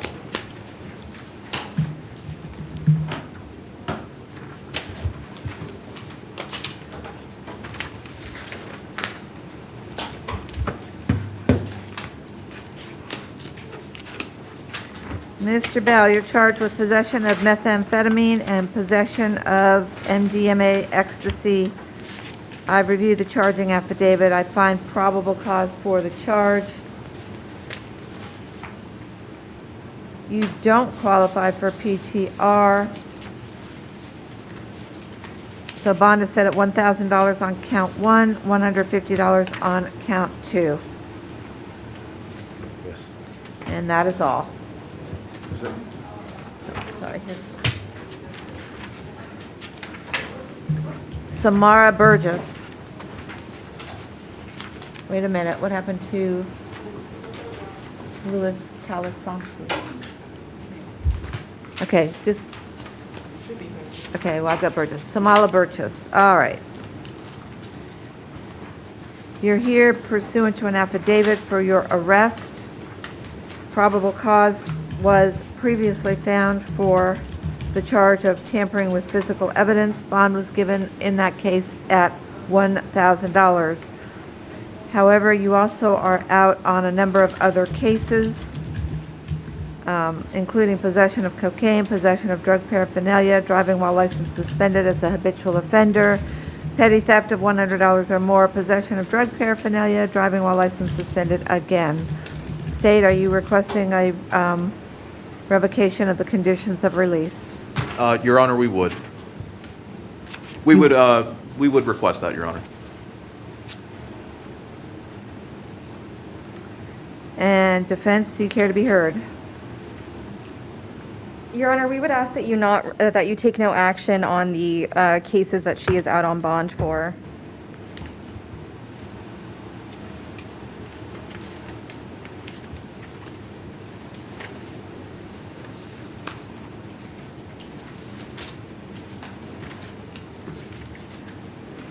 I'm going to take no action on the DeWillis cases.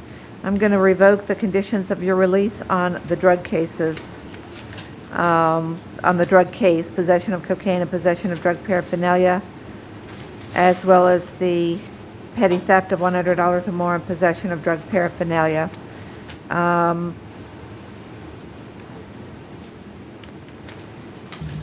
But I will give you new bonds in those cases in double the amount of the existing bond. As to the DeWillis cases, I'll take no action. So what, each of those cases has 2 counts, so what, how I'm do you just want the doubling the bonds to bonds go? for each of those counts. Okay. So whatever the bonds had been, just resetting? Correct.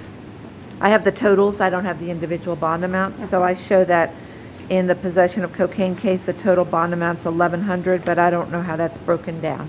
Okay. All I'll right. research it. Thank you.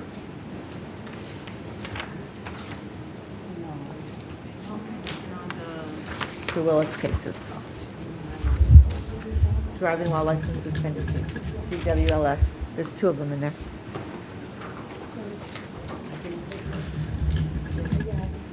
Louis Calasanti. Sir, you're charged with possession of methamphetamine and possession of drug paraphernalia. I've reviewed the charging affidavit. I find there is probable cause for the charges.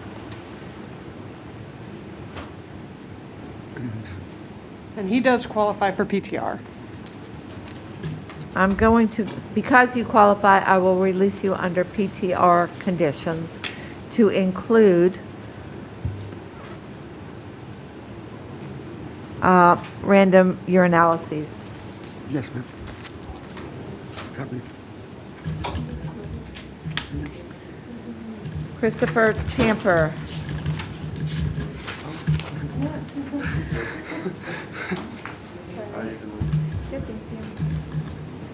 Mr. Champer, you are charged with drugs, trafficking in fentanyl in 4 grams. Let me start over.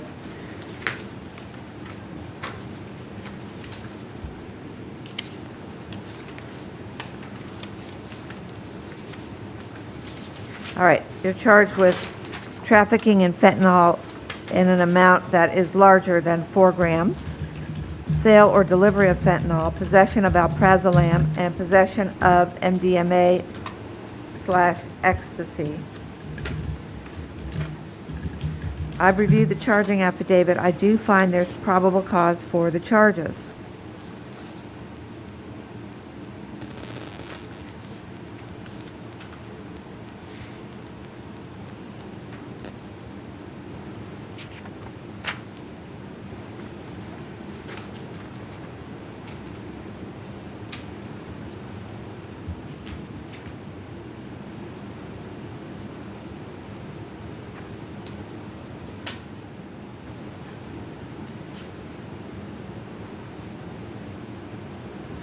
State, am I reading this correct? There was 7 grams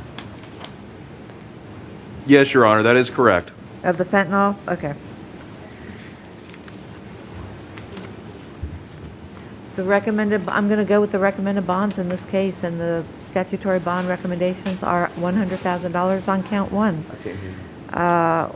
I'll give you $150 on each of the other felony counts, so $100 each on counts 2, 3, and 4. Your Honor, what was the bond on the first charge? $100,000.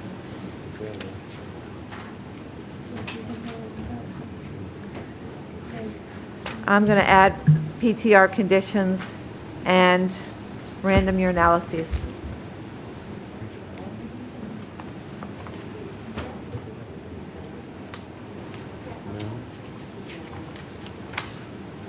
Dwight Clark.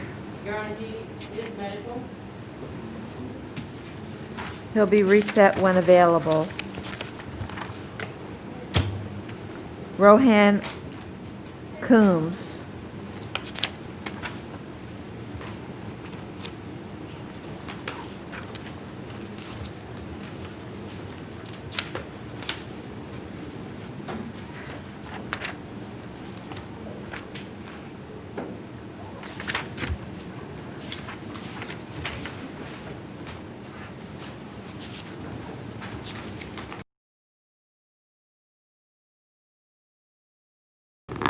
Mr. Coombs, you're charged with battery on a uniformed or licensed security officer and resisting an officer without violence.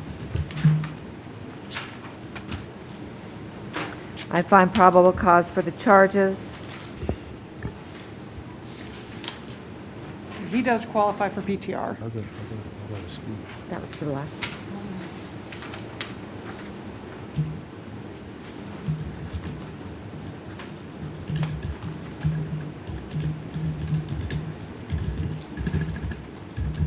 Any objection to PTR from the state?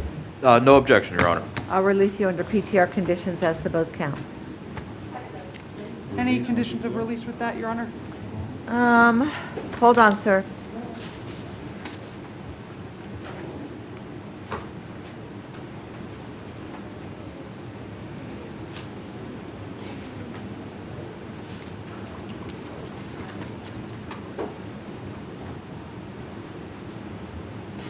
No. You can go, thank you. I'm sorry? PTR just met. Does he have PTR? Yes? Ask your lawyer before you say anything to me.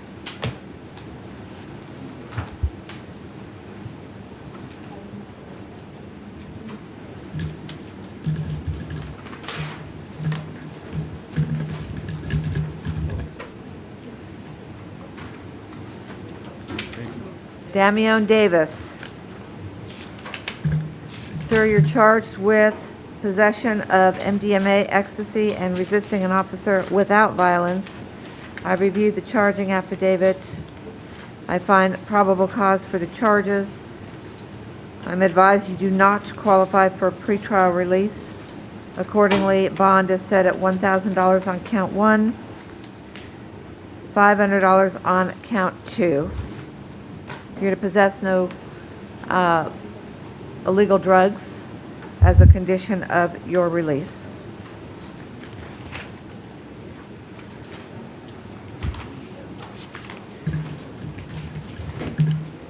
Juron Davis Rush.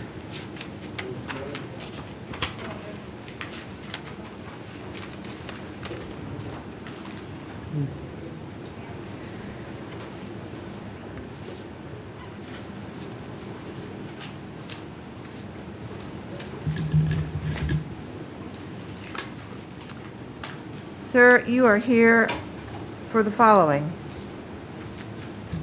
You're charged with, let me get the app.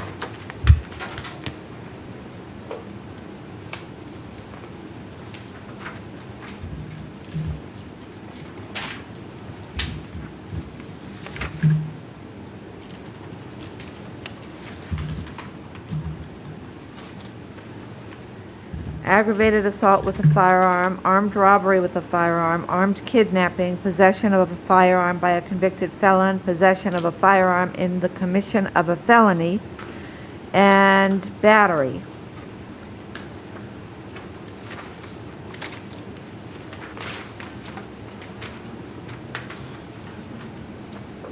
Where's the arrest warrant for those charges?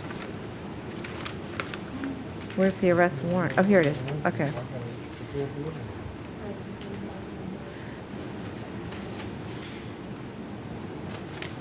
Probable cause was previously found by the issuing judge.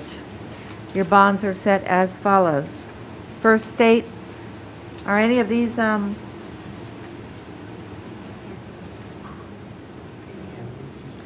of these are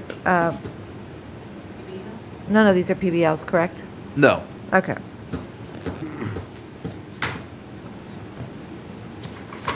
All right.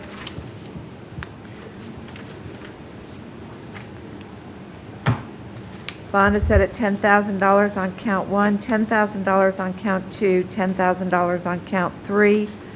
I will leave the bonds as set in the warrant for 4, 5, and 6. That would be $7,500 on count 4, $7,500 on count 5, $1,000 on count 6. You're to possess no weapons or firearms as a condition of your release. You're to have no contact with the alleged victim in this case, either direct or indirect. And you are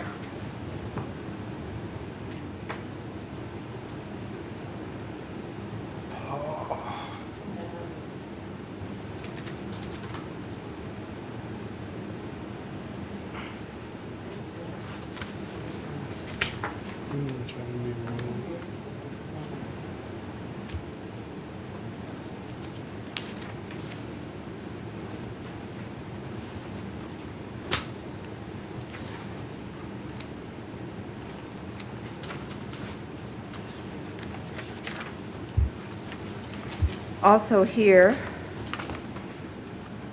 on an out-of-county warrant. Underlying charge is failure to appear for petty theft. Your bond is set at 0 on that out-of-county warrant. I also see that, is there a new charge for possession of drug paraphernalia? Yes, Your Honor. That you're charged with possession of drug paraphernalia. All right. I find probable cause is set forth in the arrest warrant. Bond is set at I'll make it $500 on that one.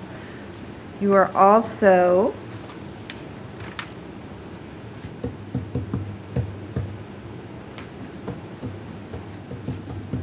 out on your own recognizance, is that right? He's PTR? out on bond as well. And bond? It appears he's out on bond, yes.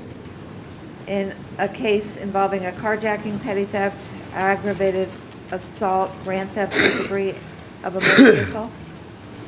I'm going to find a non-view violation of your conditions of release. One of the requirements of those release conditions is that you not pick up any new charges. You've done that, so I'm going to find a non-view violation, revoke all conditions of release, and set your bond at 0 until such time as you're brought before the presiding judge. And I think that's it. I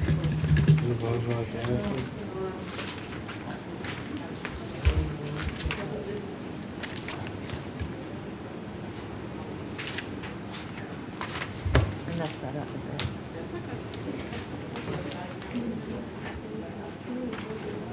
Laura De Oliveira.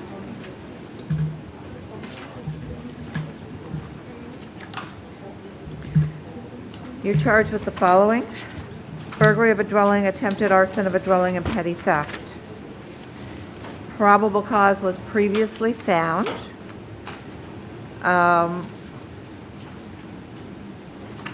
By Judge Weiss. I'm going to leave the bonds on counts 1 and 3 as he set, those being $1,000 and $500. As to count 2, he set you no bond and indicated the bond was to be set today. You are entitled to a bond for that count.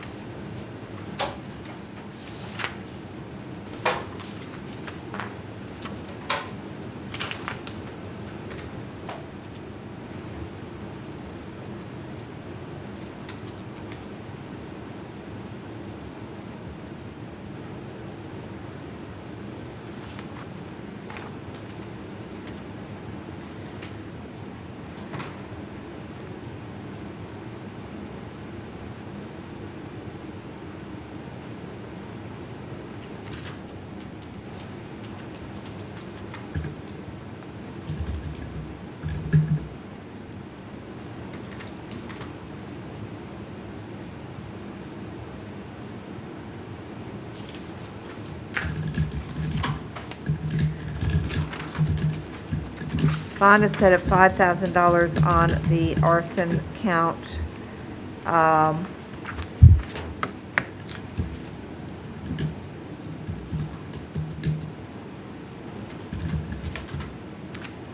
there any other conditions the state is requesting at this time? Not at this time, Your Honor. All right. Then that will do it. Thank you.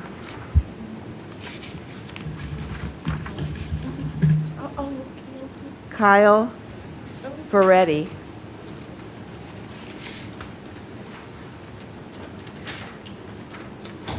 So you're charged with possession of cocaine.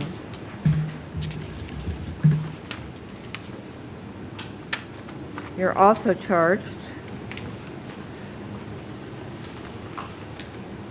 with dealing in stolen property, trafficking, and receiving money from a pawnbroker by false verification.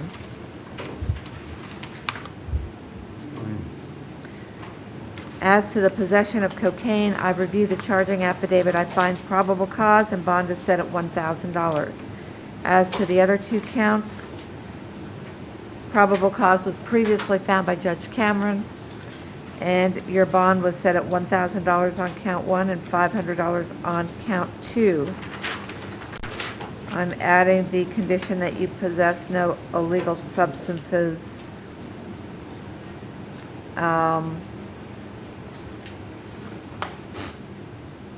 to the first case, not to the second one.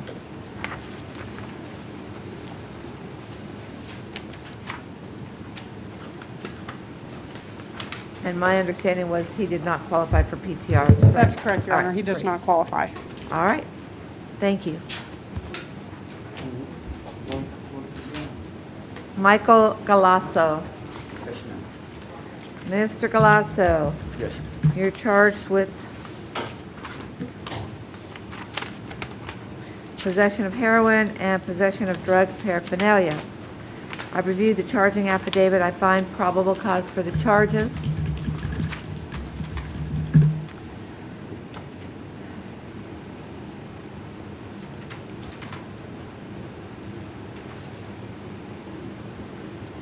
Your Honor.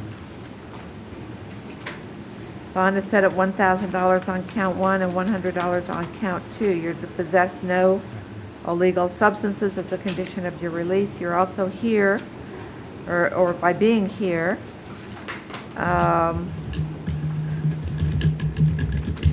finding an on-view violation of your conditions of release in 2020 CT 3531. I'm revoking your bond in that case, but I'll give you a new one, which is double the amount of the original bond, which would be $1,000.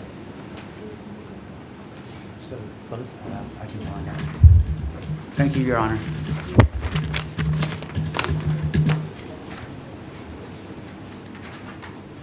Michael Herron. Yes, ma'am. Mr. Herron, you're charged with petty theft with 2 prior convictions and bribery. I've reviewed the charging affidavit. I find probable cause for the charge.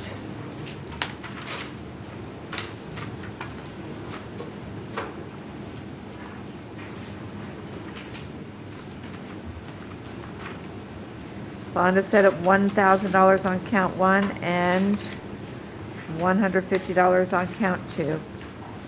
Your Honor, this client would like ROR on these charges. He cannot afford bond. Let me hear from PTR. Has a place to reside if he would live with his son upon release at that house. Yes, ma'am. I have a son that just moved into a 2-bedroom apartment.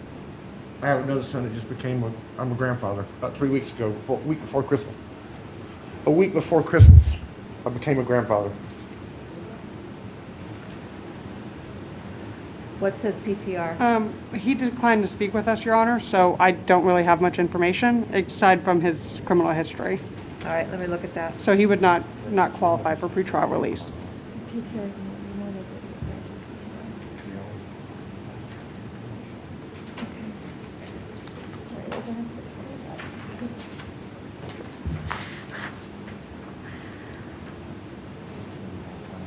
Let me hear from the state. What says the state? Yeah, based on the nature of the charges, Your Honor, the state wouldn't have an objection. All right. I don't see any, although you have a lengthy history, I don't think any of them would preclude you from ROR. I'm going to go ahead and release you ROR on these 2 counts. Yes, ma'am. Ma'am, I couldn't. Ask your lawyer. Thank you. Daryl Holly. Mr. Holly, you're charged with failure to Your Honor, register. Yes. We would ask that you waive reading of the charges. There's nobody here. Okay. But okay. I'm just, Is this being recorded somewhere or broadcast? I think they can hear it, Okay. so. Then I will grant that request.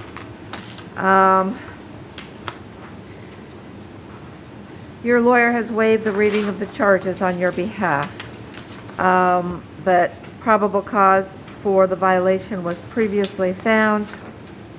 Accordingly, I'm setting a bond at $1,000.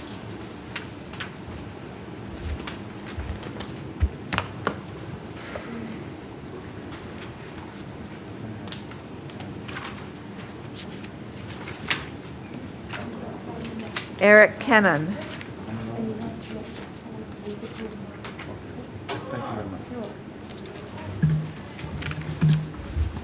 Yes.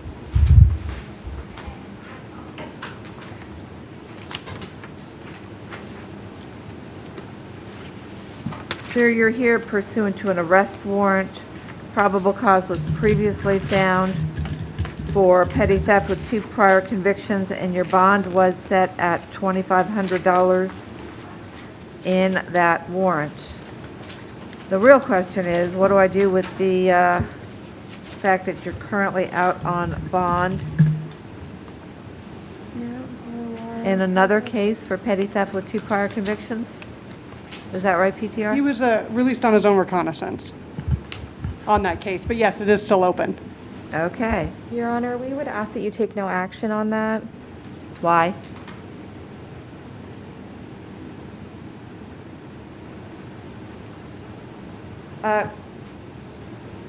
Mr. Kennan can't afford bond on that, and he will maintain contact with his attorney and return to court for all future court dates on that. What says the state? Your Honor, as to that one, the state would request that you revoke and set new bond, if appropriate. I am going to revoke the bond in the open case of 2020 CF 9426, or the conditions of release. He's out on ROR in that case, is that correct? Yes, Your Honor. Then I'm going to give him a bond of $2,500. Ryan Ladd.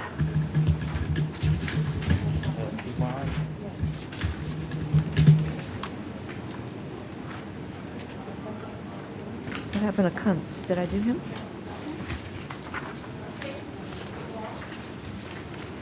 Who did I just do? What about Derek Kuntz? Oh, okay. So you should be Ryan Ladd? Yes, ma'am. All right. Sir, you're here.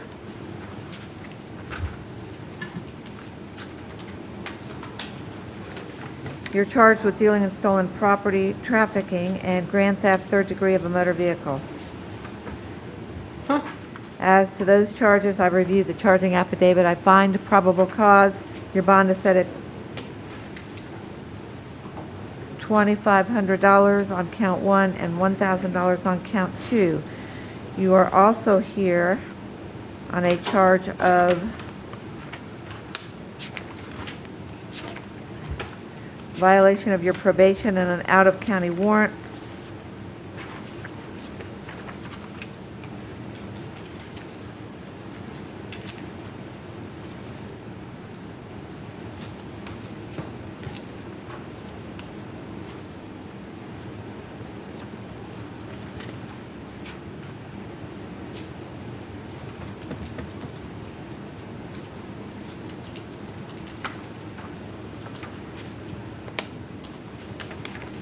So is he here on an arrest warrant out of Volusia County? Is that what's going on, State? Your Honor, that does appear to be the case.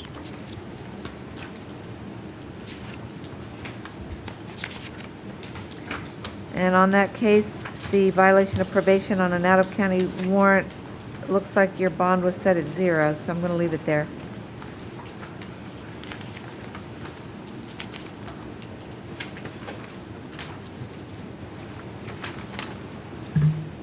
I think that's it on this one.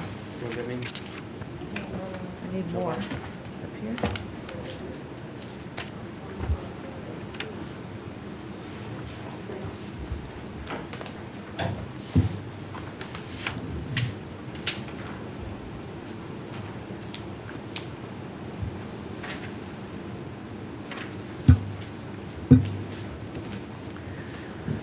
Your Honor, Okay, we- Vince Lassane. Your Honor, we ask that you waive reading of the charges. All right.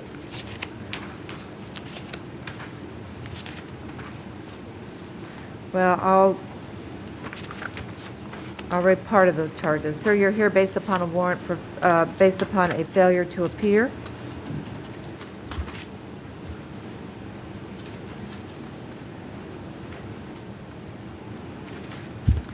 Which set your bond at 0. I'm not modifying it at this time.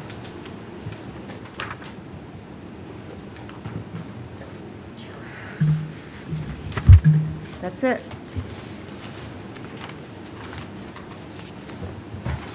Claritza Martinez. I'm sorry? Mental health? Okay. Reset when available, please.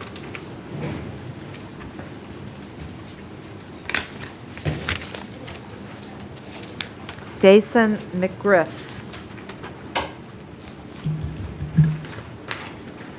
Mr. McGriff, you're here on charges of possession of methamphetamine, carrying a concealed weapon, and possession of cannabis in an amount less than 20 grams.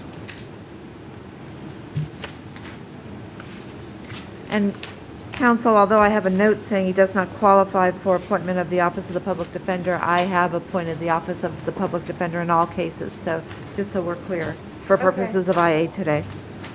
And he does qualify for PTR. Well, that's interesting. Your Honor, based on the nature of these charges, the state would ask for cash bond. Where did these proposed bonds amounts come from? Your Honor, we would just propose bond in a amount that you would see fit based on the nature of the charges.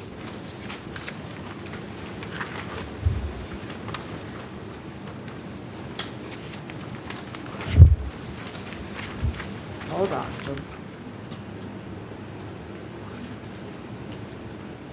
Not that.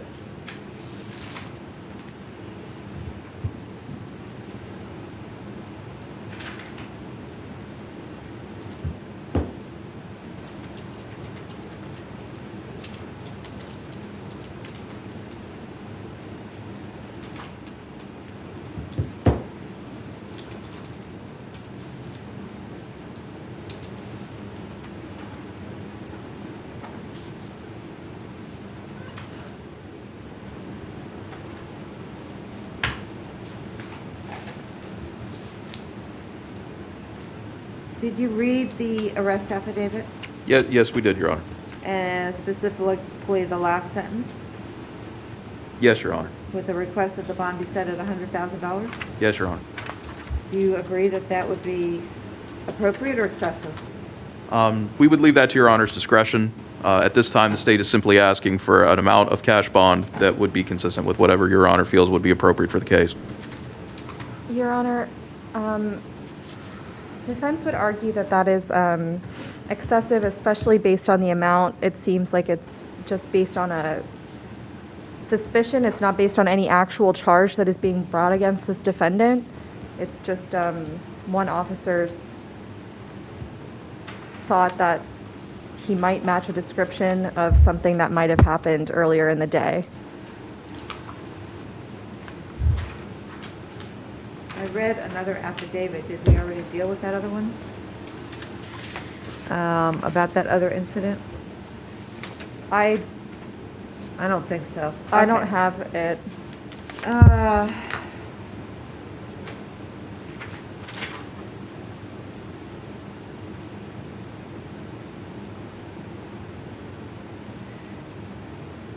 Bond is set on count one at $5,000. On count two at $1,000. Count three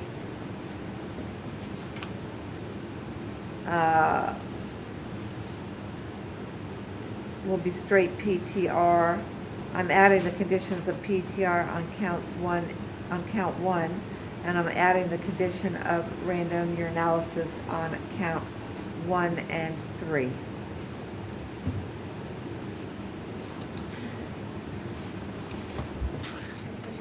Are you adding the PTR in count 2 as well, or just count 1 and count 3?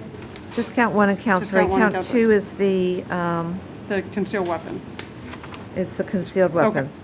You're also ordered not to possess or carry any, you're not to carry any concealed weapons or possess any weapons. It's right there. It's right there.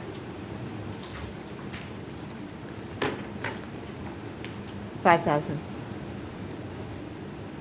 $5,000.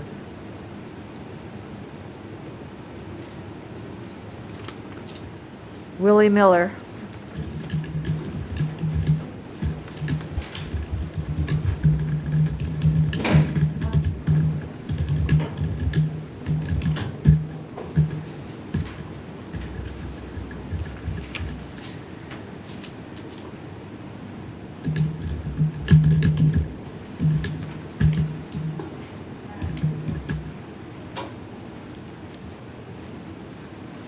Sir, you're charged with the following: burglary of a dwelling, petty theft, dealing in stolen property, trafficking, and receiving money from a pawnbroker by false verification.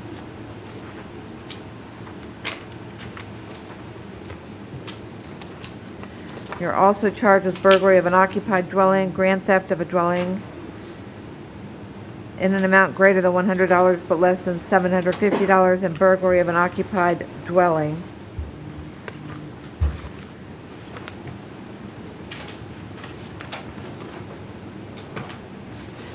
Excuse me.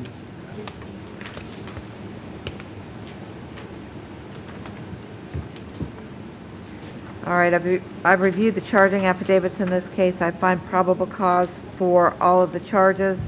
In the first case, burglary of a dwelling, I'm setting your bonds as follows: $5,000 on the first count, $100 on the petty theft count, $150 on the dealing in stolen property count, and $150 on the receiving money from a pawnbroker count.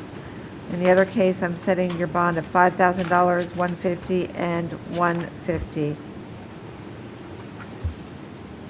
In both of these cases, you are not to return to the scene of the where this incident occurred.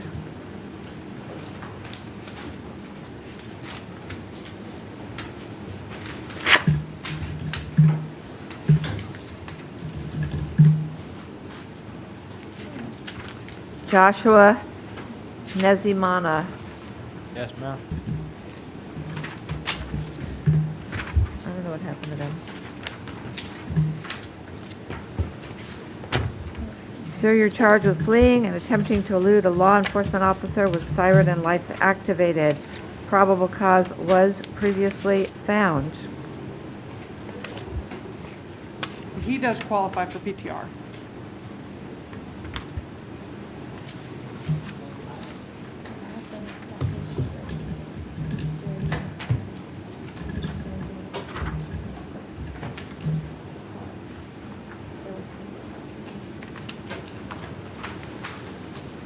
Is there an objection to PTR by the, in this case? No objection to PTR, Your Honor.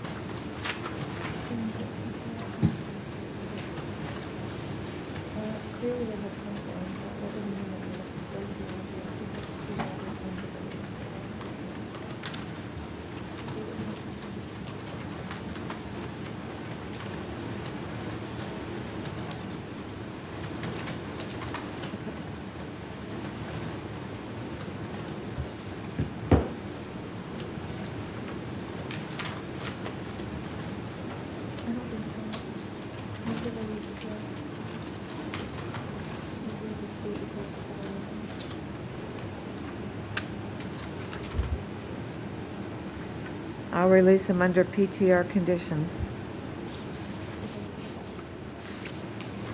Any of the conditions of release with that? No.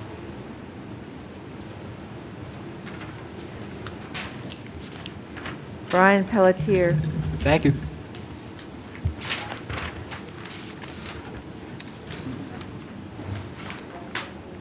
Mr. Pelletier, you are charged with driving while license revoked as a habitual offender.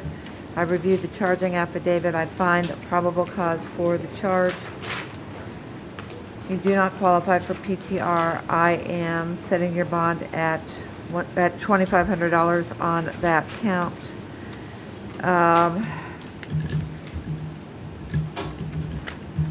You are also out on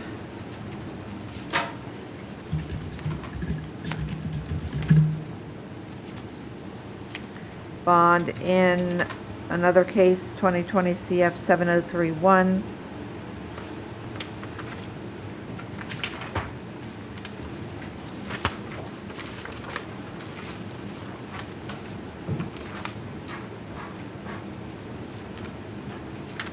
Is the state requesting a revocation in that case? We would, Your Honor, we would request a revocation and that new bond be set.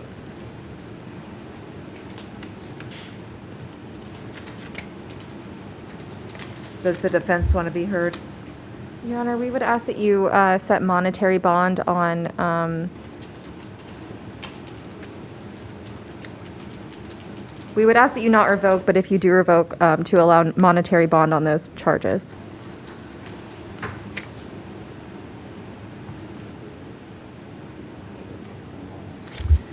Sir, one of the conditions of your release is that you not pick up new charges.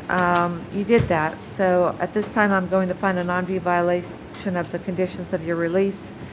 And in 2020 CF 7031, but I will give you new bonds and double the amounts that were originally set. And Your Honor, there are 6 counts, 2 that were added after he bonded out. Did you want to set a bond on those 2 counts? Added, new counts to the added today? No, they had been added at some point. He had not bonded out on them. What? When the state filed, they must have filed and added to. I don't have Two those charges. before me. I'm not comfortable just giving bonds without the paperwork and the information Well, on the it's charges. part of this out on bond case. It's just, he had never bonded out on them, so I don't know what to double or put them as. Well, I show a bond, you're talking about the out on bond case. the one I just did, the new case? No, the out on bond, the Oh, the out 7031. on bond, okay. The out on bond case, Your Honor. Well, the He- bond amount in that case I show is $7,200. So. Right, but then that's what he had bonded out on, but then it looks like when they filed on 6 counts, not 4. So I'm not sure if a bond needs to be set on those. I see what you're saying. So let's do this. I'm not going to give a bond in the out on bond case at this time. I'm going to just revoke the conditions of release. Okay. Until such time as he's brought back before the court for a new bond. That way I'll have all the information.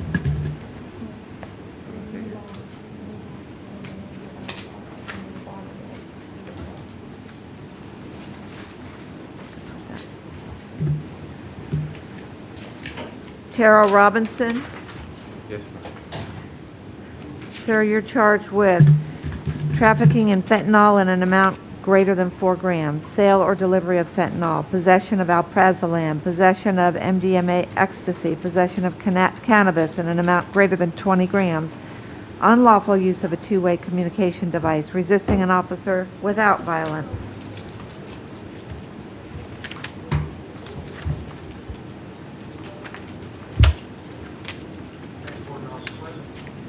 I've reviewed the affidavit. I find there is probable cause for the charge. This is the one where there were 7 grams.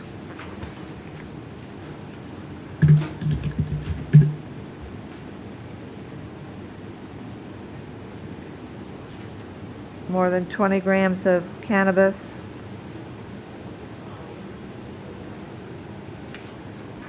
Bond is set at count 1.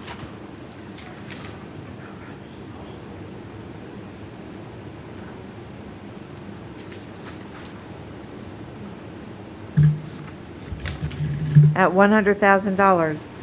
I will set bond on counts 2, 3, 4, 5, and 6 at $150. Count 7 at $100. You're to possess no illegal drugs as a condition of your release.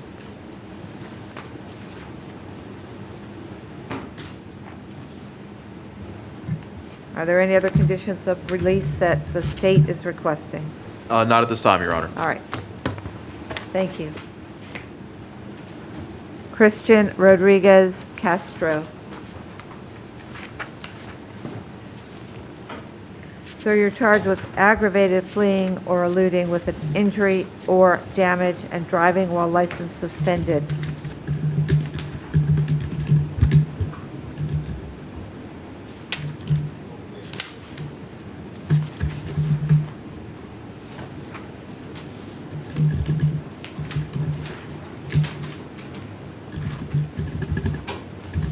I've reviewed the charging affidavit or the arrest affidavit, and I do find there is probable cause for the charges.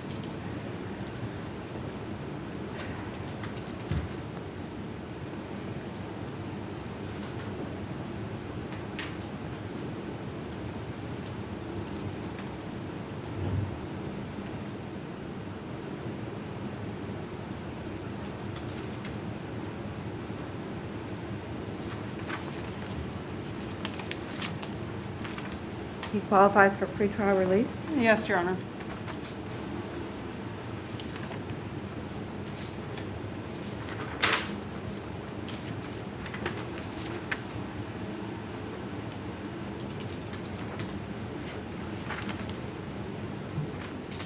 I'm setting a cash bond with the pretrial release. Bond is set at $5,000 on count 1 with PTR conditions.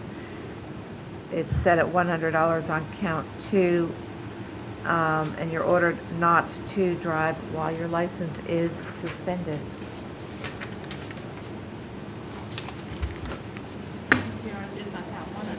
Just count 1. PTR is only on count 1. Only on count 1? And then he had another case. He has another case. Yeah.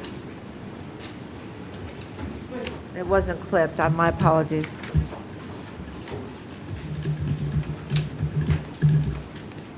Sir, you've got a second case, and that is as follows. You're charged with criminal mischief and resisting an officer without violence.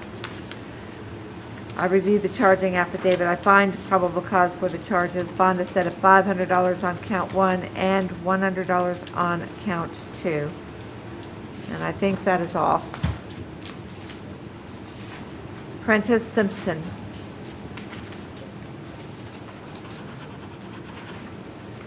Sir, you're here based upon 3 failures to appear.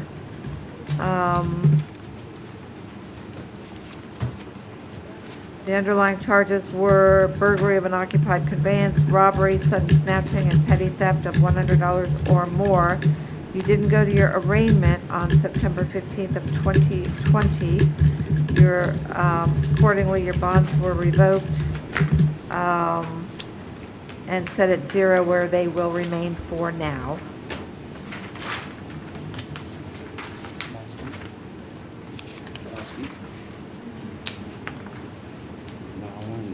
Jean St. Victor.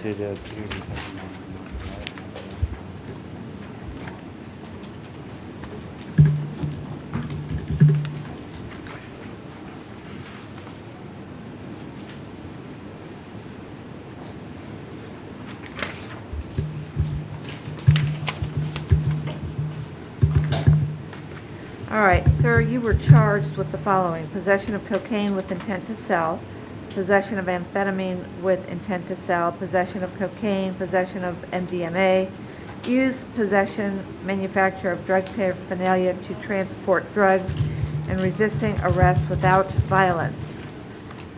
Probable cause was previously found. My understanding is the state has only filed on 3 of those charges, however. Do you agree, counsel? Yes, Your Honor. All right, so those state has filed on the possession of cocaine and the resisting without violence and the possession of drug paraphernalia. So are they not filing on the, have they no pros the others? I'm not aware of that, Your Honor. All I know is that they have not yet been filed. So is he still entitled to a bond on the others that haven't been filed? I believe he would be, Your Honor.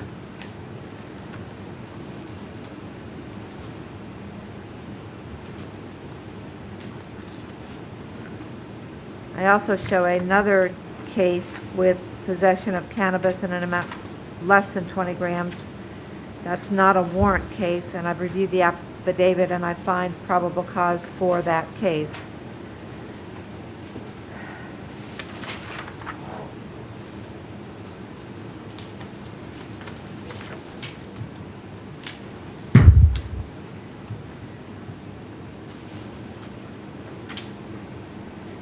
Defense, they're not out of time to file on those other charges, right? You would agree?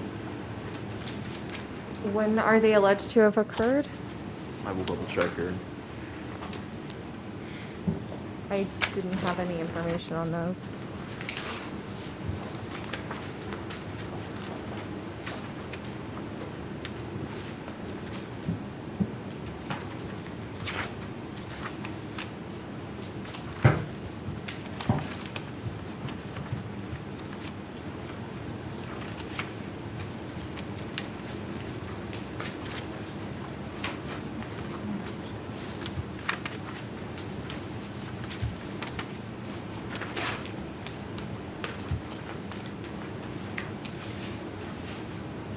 It's all right. I'm just going to go ahead and set the bonds on all the counts, so. Thank you, Your Honor. I am setting the bonds based upon the arrest warrant charges. So for possession of cocaine with intent to sell, it said it's $7,500. Possession of amphetamine with intent to sell, $2,500. Possession of cocaine, $1,000. Possession of a controlled substance, $1,000. Felony drug equipment, $500, and resisting arrest without violence, $500. That's per the arrest warrant that was issued by Judge Strobridge. There are no additional conditions set forth in the arrest warrant. And on the new charge of possession of cannabis in an amount less than 20 grams,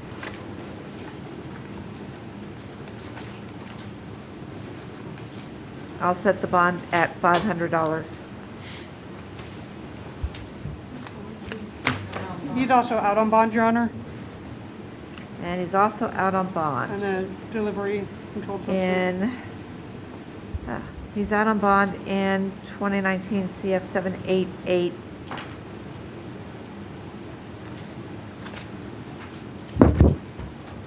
For the charge of delivery of controlled substance.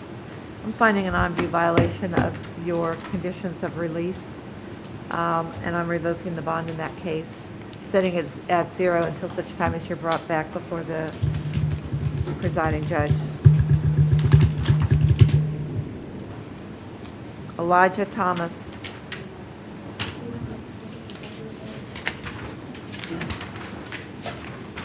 Sir, you're here based upon a warrant for your failure to appear for a status hearing back in January 8th of 2021. The issuing judge set your bond at $1,000 where it will remain.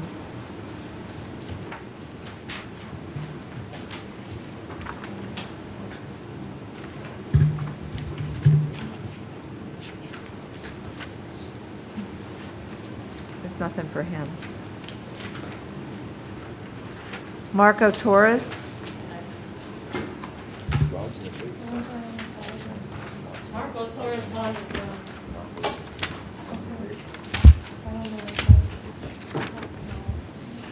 The other one I didn't, what was the other one? Okay, thank you. Thank you, Deputy. Robert Williams. Mr. Williams, you're charged with resisting an officer with violence and being a principal to criminal mischief. I've reviewed the arrest affidavit. I find there's probable cause for the charges. Your bond is set at $3,500 on count 1 and $150 on count 2.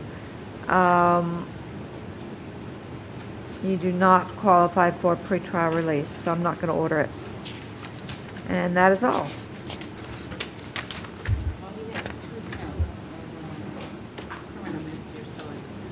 Hold on.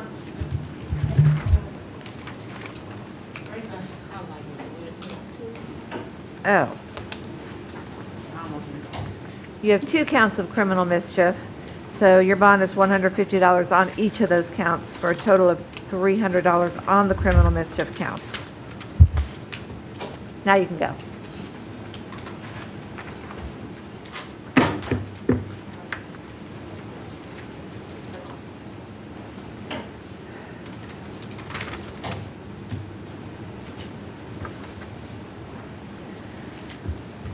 Christopher Blazier. Yes, Your Honor. Sir, you're charged with failure to appear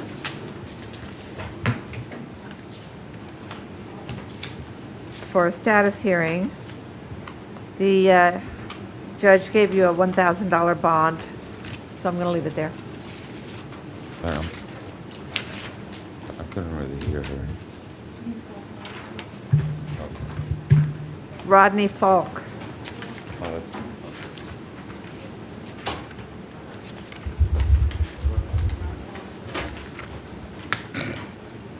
Sir, you're charged with failure to appear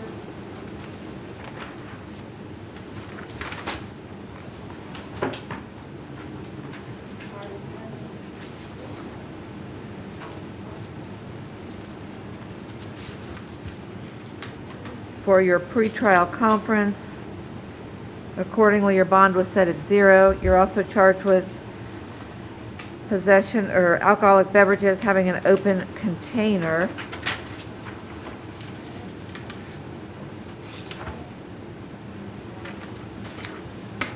I'm going to release you ROR on that count.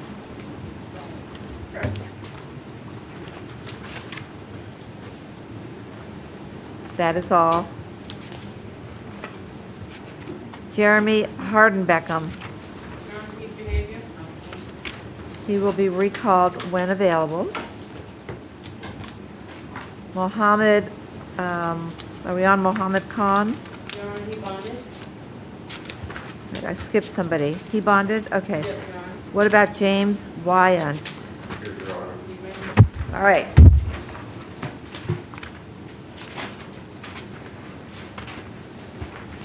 So you're charged with DUI with property damage. I've reviewed the affidavit. I find there is probable cause for the charge. You qualified for pretrial release, so I'm going to order pretrial release in this case. I'm also going to order that you are not to drink any alcoholic beverages as a condition of your release. Yes, Your Honor. If you do, you're going to violate your release conditions and be right back here in jail. All right? Okay.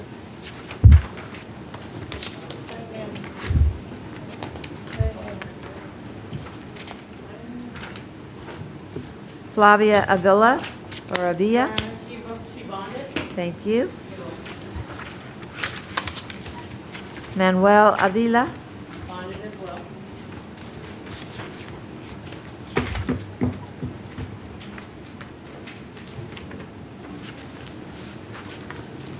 Albert Cunningham?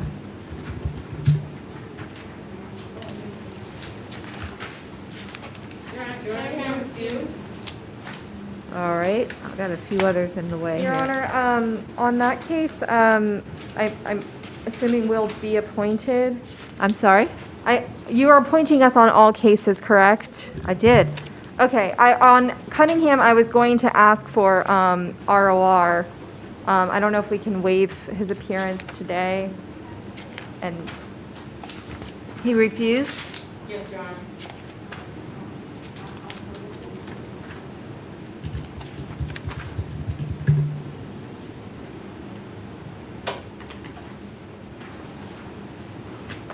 So you want to waive his appearance as his appointed attorney and Yes. proceed? Yes, Your Honor. But only if he gets ROR. I was going to, All right, let me just ask, is there any objection by the state? Your Honor, looking into the facts, looking into the history, the state wouldn't have an objection. Would not? Would not. Let's go ahead and take care of Mr. Cunningham. And I will find probable cause for the charge. I will put on the record that his attorney has waived his appearance, and I will release some ROR. Brandon Foe.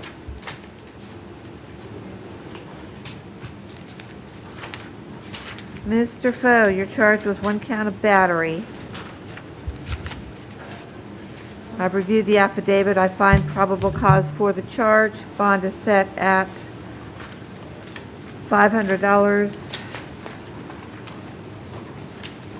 You're to have no contact with the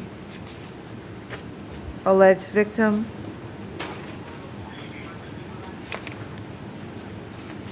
And that is all.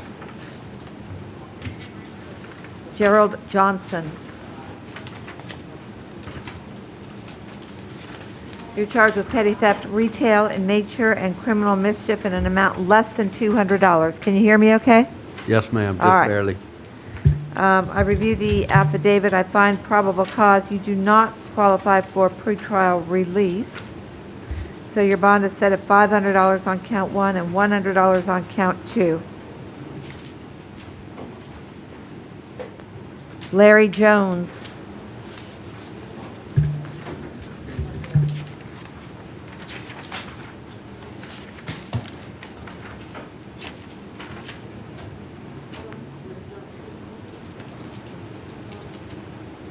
Mr. Jones, you're charged with 1 count of retail theft and trespass on property after warning. I reviewed the charging affidavit. I find probable cause for the charges. You do not qualify for PTR.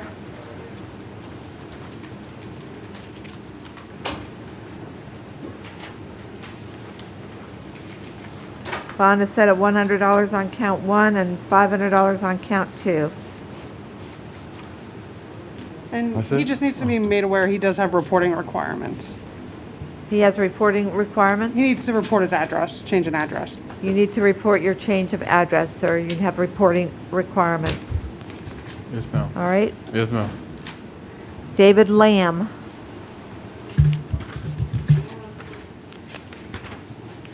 Mr. Lamb.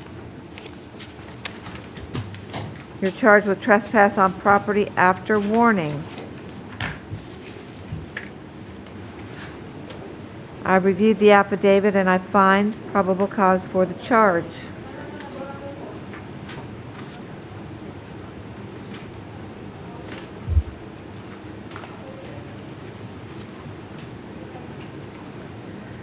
You do not qualify for pretrial release, so bond is set at $500. If I don't have nobody to bond me, how long would that be? You do? Is there anybody I can just file for a pre-trial release?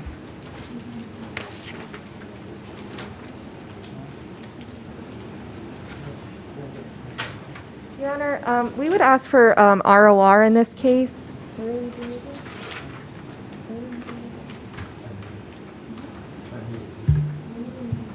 Oh, right here. Good for him. He has an address he'll be residing at upon release.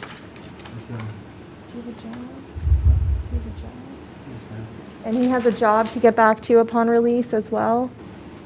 Any objection by the state? Yes, Your Honor. Based on history and the nature of the charge, the state would have an objection here.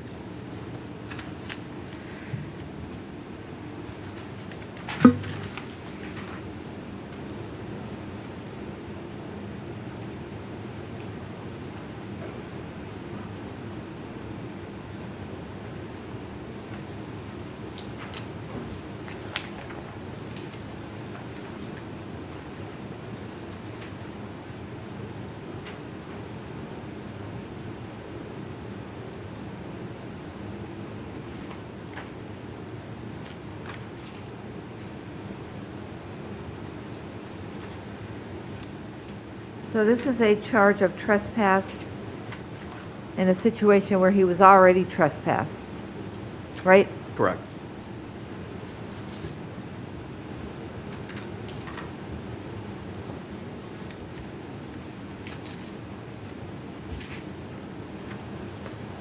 And PTR, any position? He doesn't qualify, right? He didn't qualify, Your Honor, no.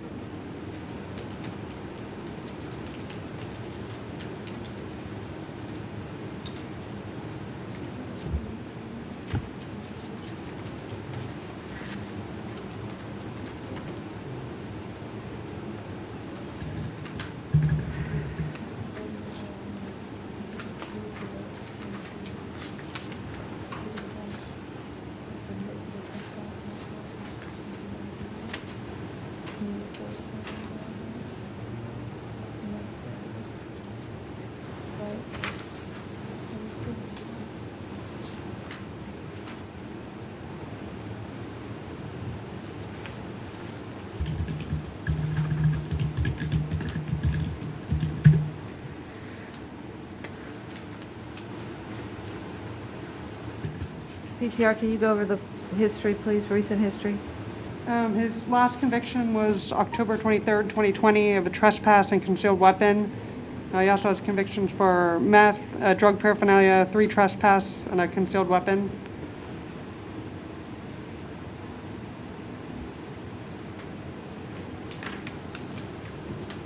I will drop the bond to $250, but I'm not going to release him ROR.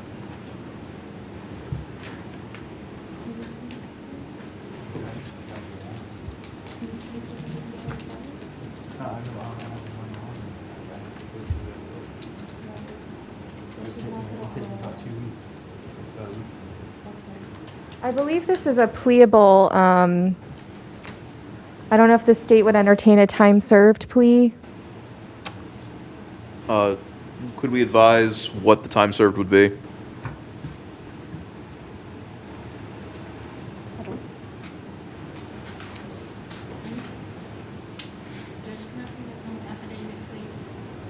one we're doing now?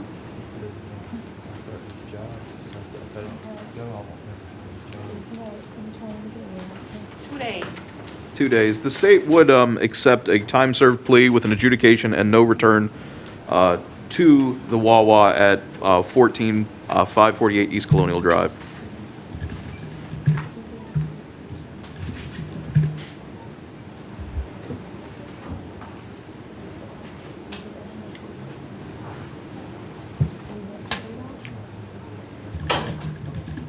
Your Honor, he would like to enter a plea of no contest if you, to the state's offer of an adjudication and credit for time served with no return to the scene. That's fine. Okay. I'll accept that. He's pleading no contest, but you want an adjudication of guilt. Is that what An you said? adjudication of guilt. Okay. He can plead no contest, though, Your Honor. Understood. So you have the form, the paperwork? Is that plea forms? Where's the plea agreements that we always sign in court? Did we stop that?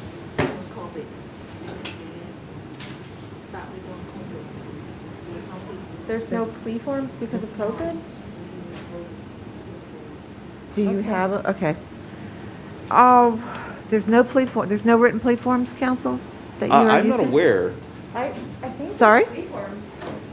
I'm not aware of a written plea form. We used to use them all the time in IAs. Yes, there it is. Okay, thank you. Oh, it's in Spanish. Make sure it's a misdemeanor one. We haven't been using e-forms since We have- forever. All right, apparently they're not using them, so I'm going to go with what the staff says here. If Okay. it's a COVID issue, I'm not going to force everybody. Okay, Sir, let I me agree. just put a couple things on the record. I appointed the Office of the Public Defender to represent you. Are you satisfied with the representation that's been provided by the Office of the Public Defender? You need to say out loud the answers. Yes, Your Honor. Do you understand that you are, by entering a plea today, you will be adjudicated guilty of the charge of trespass on property after warning? Out loud. Yes, ma'am. Do you understand that you will be sentenced to 2 days in the Orange County Jail with credit for time served of 2 days in the Orange County Jail? If I return, yes, ma'am. All right, are we reducing fees and costs to a final judgment today? Your Honor, we would just ask for requisite costs. Okay. Do you understand you have the right to proceed to trial and contest these charges? Yes, ma'am. Loud. Answer. Yes, ma'am. Anybody forcing you or threatening you to go enter into this plea agreement today? No, ma'am. So you're doing it of your own free will? Yes, ma'am. All right, and you're entering a plea of no contest, correct? Yes, ma'am. All right, then I will accept the plea. I hereby sentence you to, I hereby adjudicate you guilty of the charge of trespass on property after warning. I sentence you to 2 days in the Orange County Jail with credit for time served of 2 days in the Orange County Jail. I charge,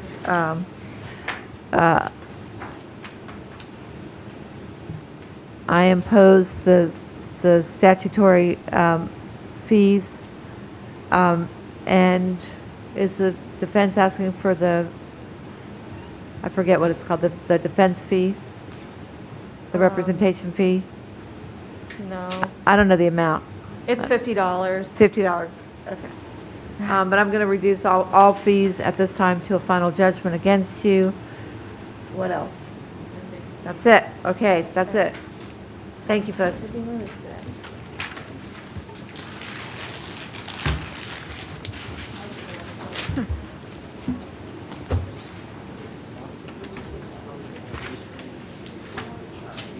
Julius Miles. Yes. Mr. Miles, you are charged with the following: resisting an officer without violence and criminal mischief in an amount greater than $200 and less than $1,000. I've reviewed the affidavit. I find probable cause for the charges. Bond is, you do not qualify for pretrial release. Accordingly, bond is set at $500 on count 1 and $500 on count 2. However, you are also out in 2020 CF 3300. You're out in PTR. Those charges are burglary of a dwelling, aggravated stalking after an injunction, violation of an injunction twice, and resisting an officer without violence.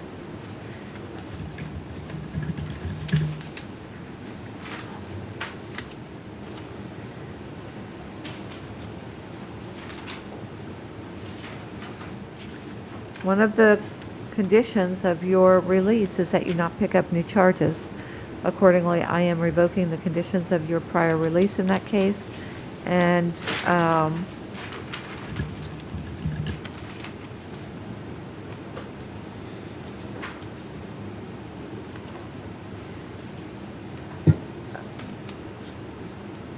but I'm going to go ahead and set bonds on those 4 counts because you were out on pretrial release. So I'm going to set bonds on the burglary of a dwelling at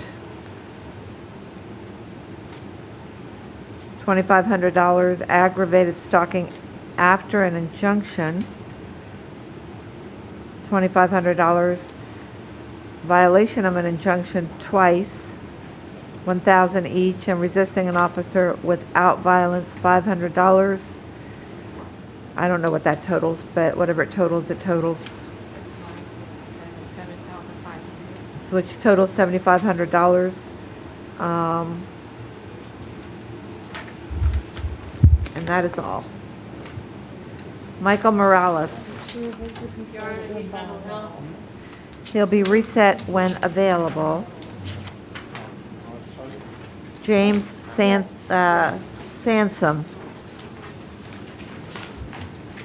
Mr. Sansom. You're Yes, charged ma'am. with trespass on property after warning. Let's just find out if we're going to have an offer in this case.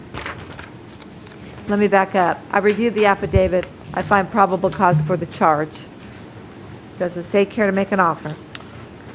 Yes, Your Honor.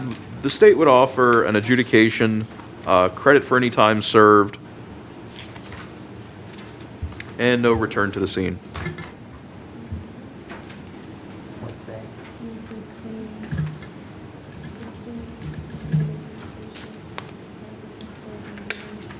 I plead guilty.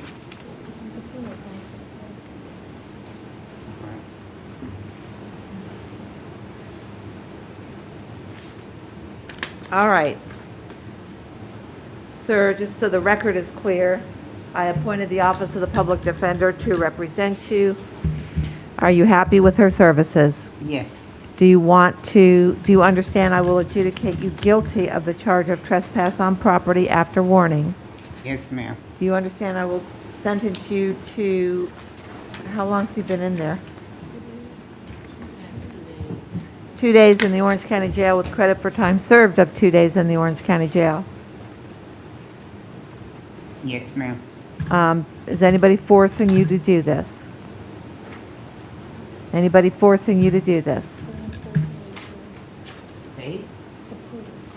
Plead guilty. No, but she's saying, is anyone forcing? No, ma'am. So do you freely and voluntarily want to enter into this plea? Yes, ma'am. All right, then I will accept the plea. I find that it is freely and voluntarily made. I will adjudicate you guilty of the charge of trespass on property after warning. I will sentence you to 2 days in the Orange County Jail with credit for time served of 2 days in the Orange County Jail and reduce all fees or costs against you to a final judgment. Yes, ma'am. I go home today. Thank you. You're welcome.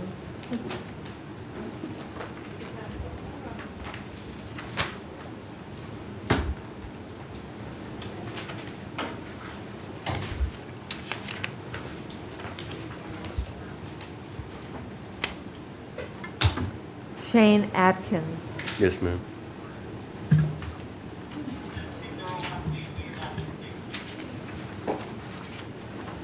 Sir, you're here based on 4 out-of-county warrants.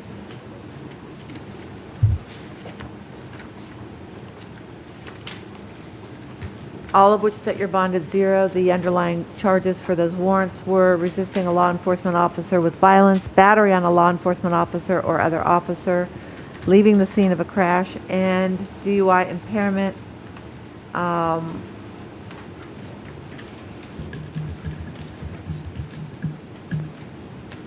So the bonds will remain at 0. Looks like these were issued out of Lake County.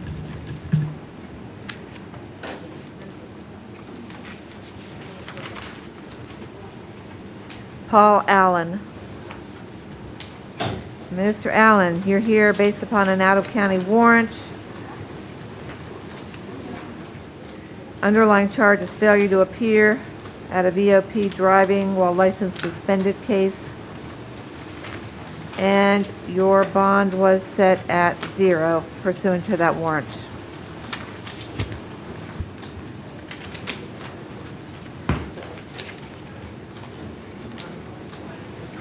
Evan Altman. Yes, ma'am. You're here based upon an out-of-county warrant. Is it just one?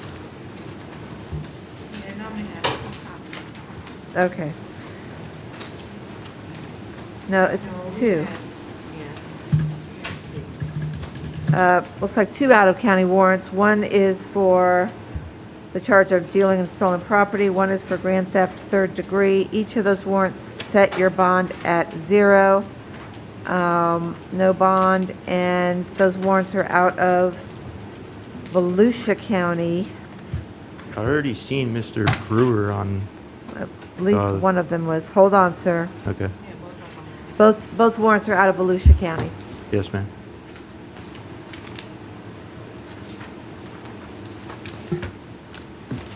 And that is all.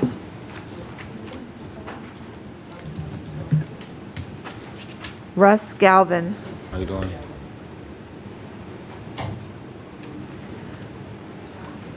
Mr. Galvin, you're here based upon a warrant for your failure to appear issued out of Volusia County.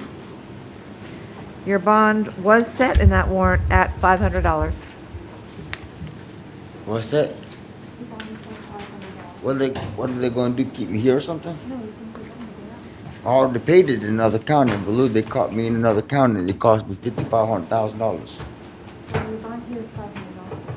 Oh, so what if I don't want to pay it again, because I already paid it, and that's gonna be another construction to convict the felon? Yeah. Yeah, I don't want. Roosevelt Hemphill. Hemphill refused, Your Honor. I didn't hear you, I'm sorry. He refused.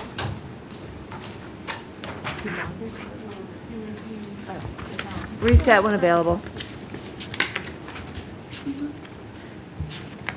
Quanisha Herring. Yes, ma'am. Ma'am, you're here based upon an out-of-county warrant.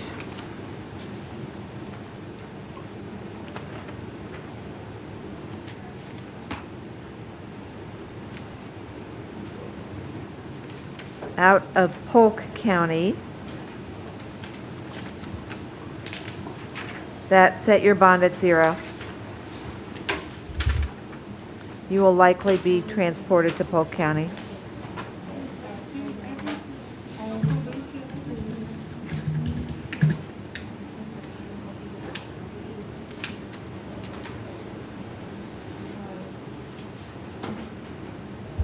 Abram Moran Rivera. Sir, you're here for violation of community control out of Polk County.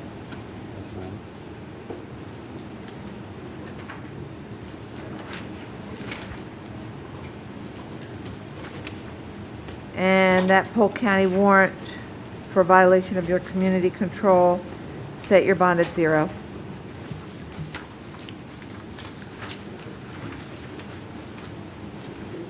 It's just the one, right?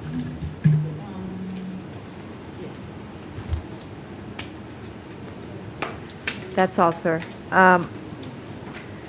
Okay, Robert Perry.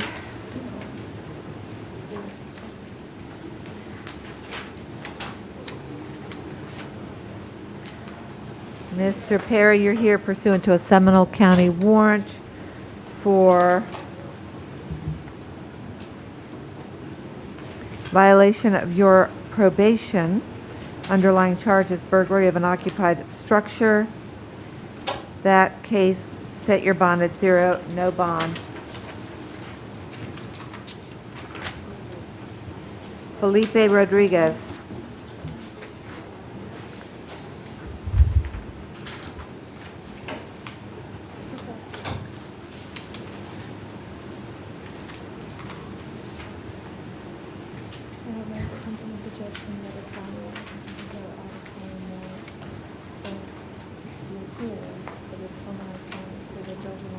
Mr. Rodriguez, Yes, ma'am. you are here based upon an out-of-county warrant out of Seminole County for violation of your probation. Underlying charge is burglary of a conveyance, burglary, looks like 2 counts of burglary of a conveyance, grand theft, and possession of stolen credit or debit cards. Your bond in that was set at 0.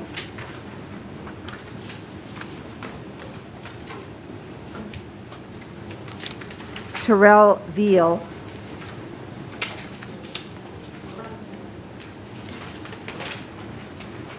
Sir, you're here based upon an out-of-county warrant coming from Seminole County for violation of your probation on an underlying count of cocaine possession. Your bond was set at 0.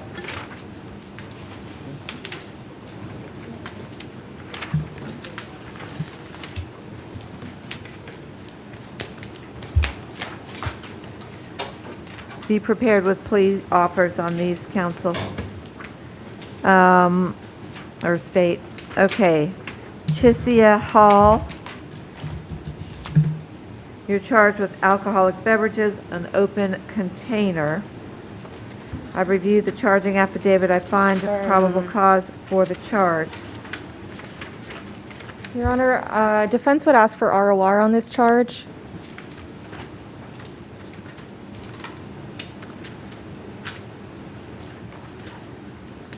Just reviewing the history, Your Honor. There's an extensive history here, Your Honor. For that reason, we wouldn't necessarily want to proceed with ROR. The state would be willing to make an offer, though, if Your Honor was interested. Well, it's not if I'm interested, it's if Council is she's interested. interested, so. What's the plea? All right. Yeah.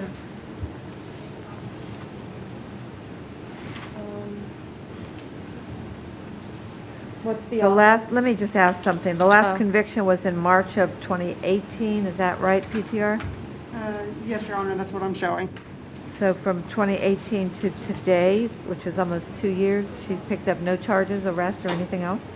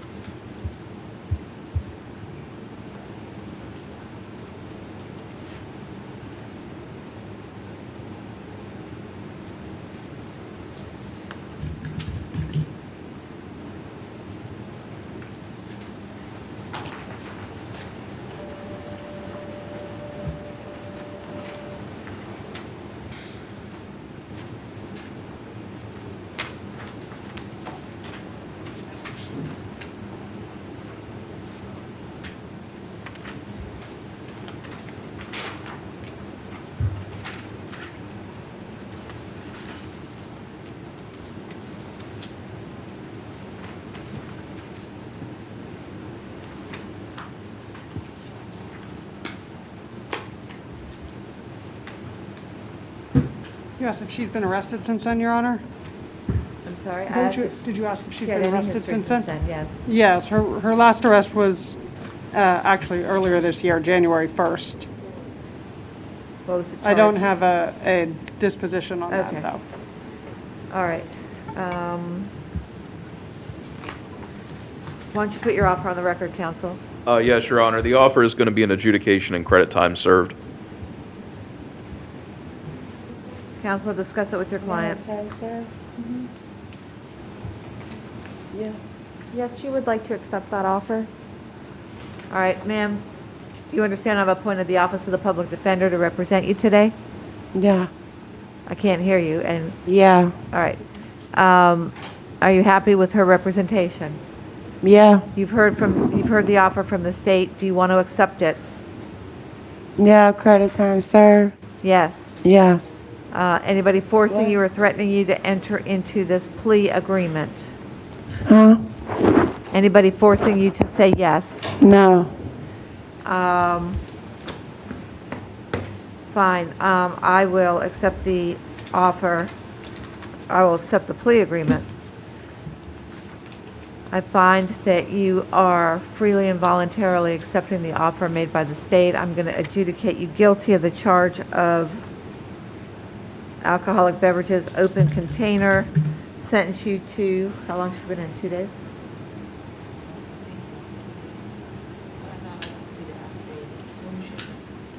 She was arrested on 1/15.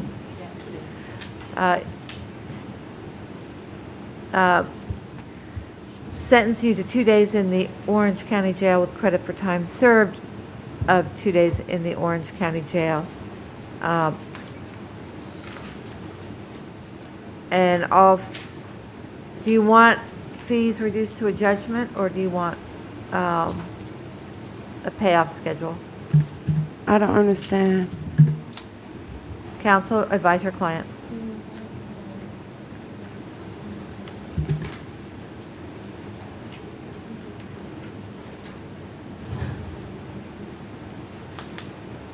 Pay monthly. Pay monthly. Payments? Yeah. All right, I will reduce all, what's the language? I will order all fees and costs be paid pursuant to a payment plan in the amount of $30 a month. $20 a month, beginning 60 days following your release. 60? What is it normally, 30?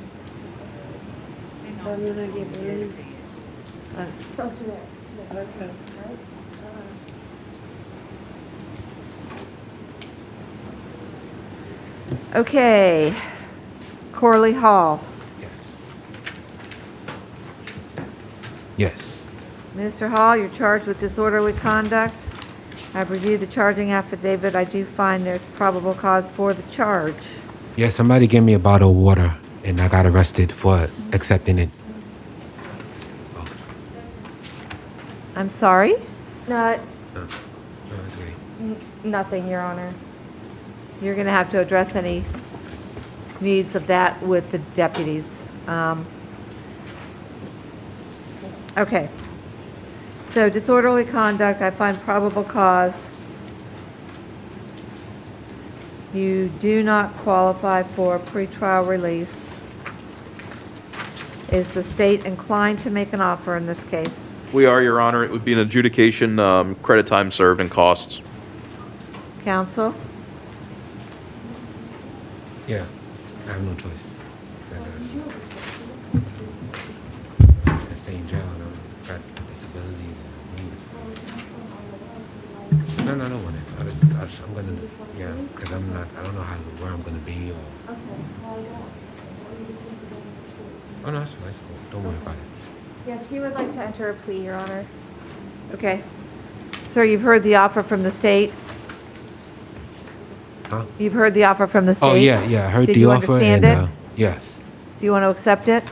yes, Do you understand you'll be adjudicated guilty of the charge of disorderly conduct?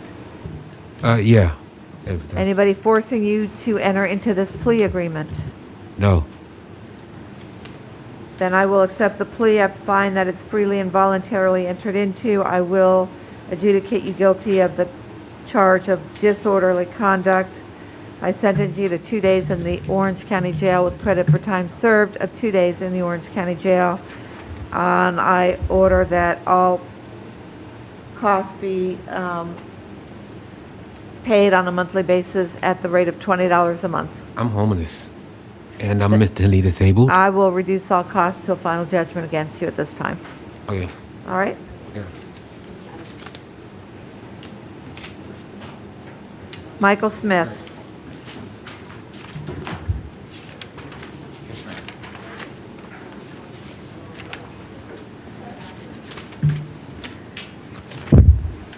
You're charged with disorderly conduct. I've reviewed the affidavit. I find probable cause for the charge.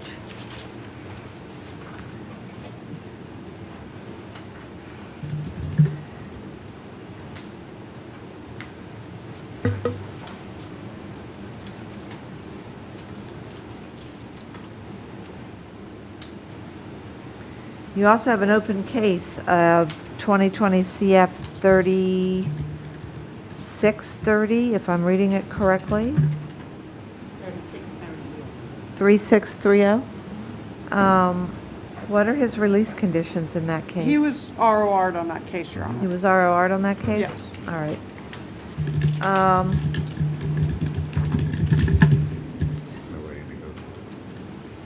Still waiting for court date.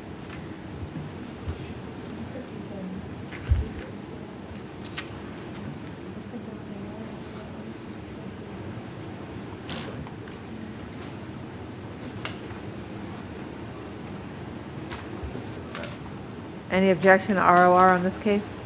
Your Honor, based on the open case, there would be. All right.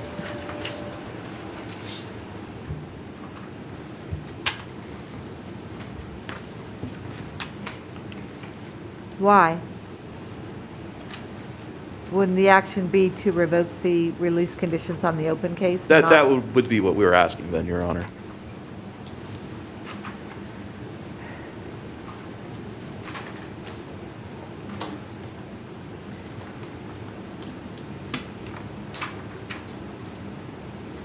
Counsel, are you asking ROR? Yes, Your Honor. I'm going to release some ROR on this case, and I'm going to take no action on the open case.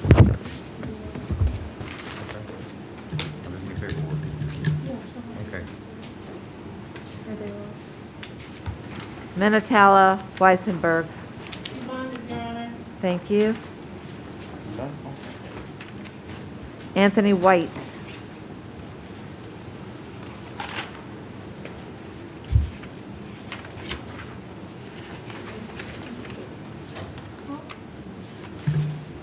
Your Honor, I think we're on Miss Denise Sturgis. I think We might have Sturgis? skipped past that one.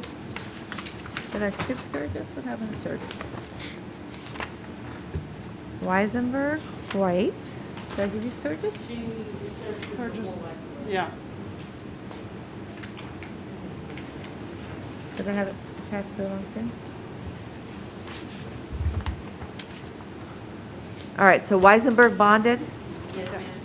And let's go with Denise Sturgis. Ma'am, you're charged with alcoholic beverages, open container. I find probable cause for the charge.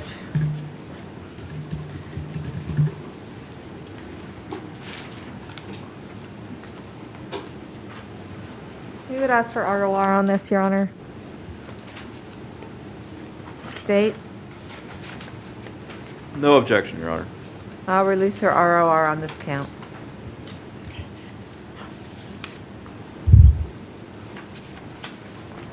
How about Anthony White? Mr. White, you're charged with disorderly conduct. I find probable cause for the charge.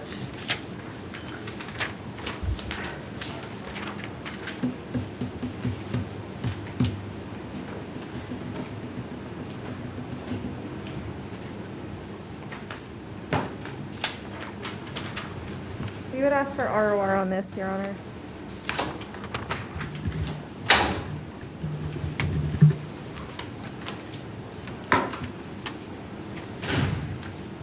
There was no information from PTR at the time of the, I'm looking at Weissenberg, hold on.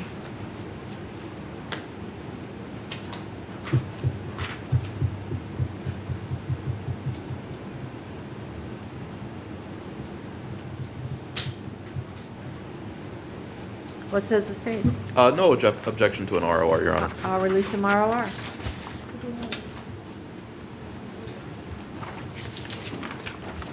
Did we cover everybody? I think so. That's it? Thank you, everybody. Happy New Year. Have a great rest of your day, and I'll be back Honor. tomorrow. I don't know, are you up both of you? I will be here I tomorrow will be as well, Your Honor, yes. All right. See you tomorrow. Starting Osceola at 11? Starting Osceola at 11, Okay. All right, Your Honor, thank you. followed by Orange. Isn't that normally the time? Yes, that is. Okay, yeah. Thank you.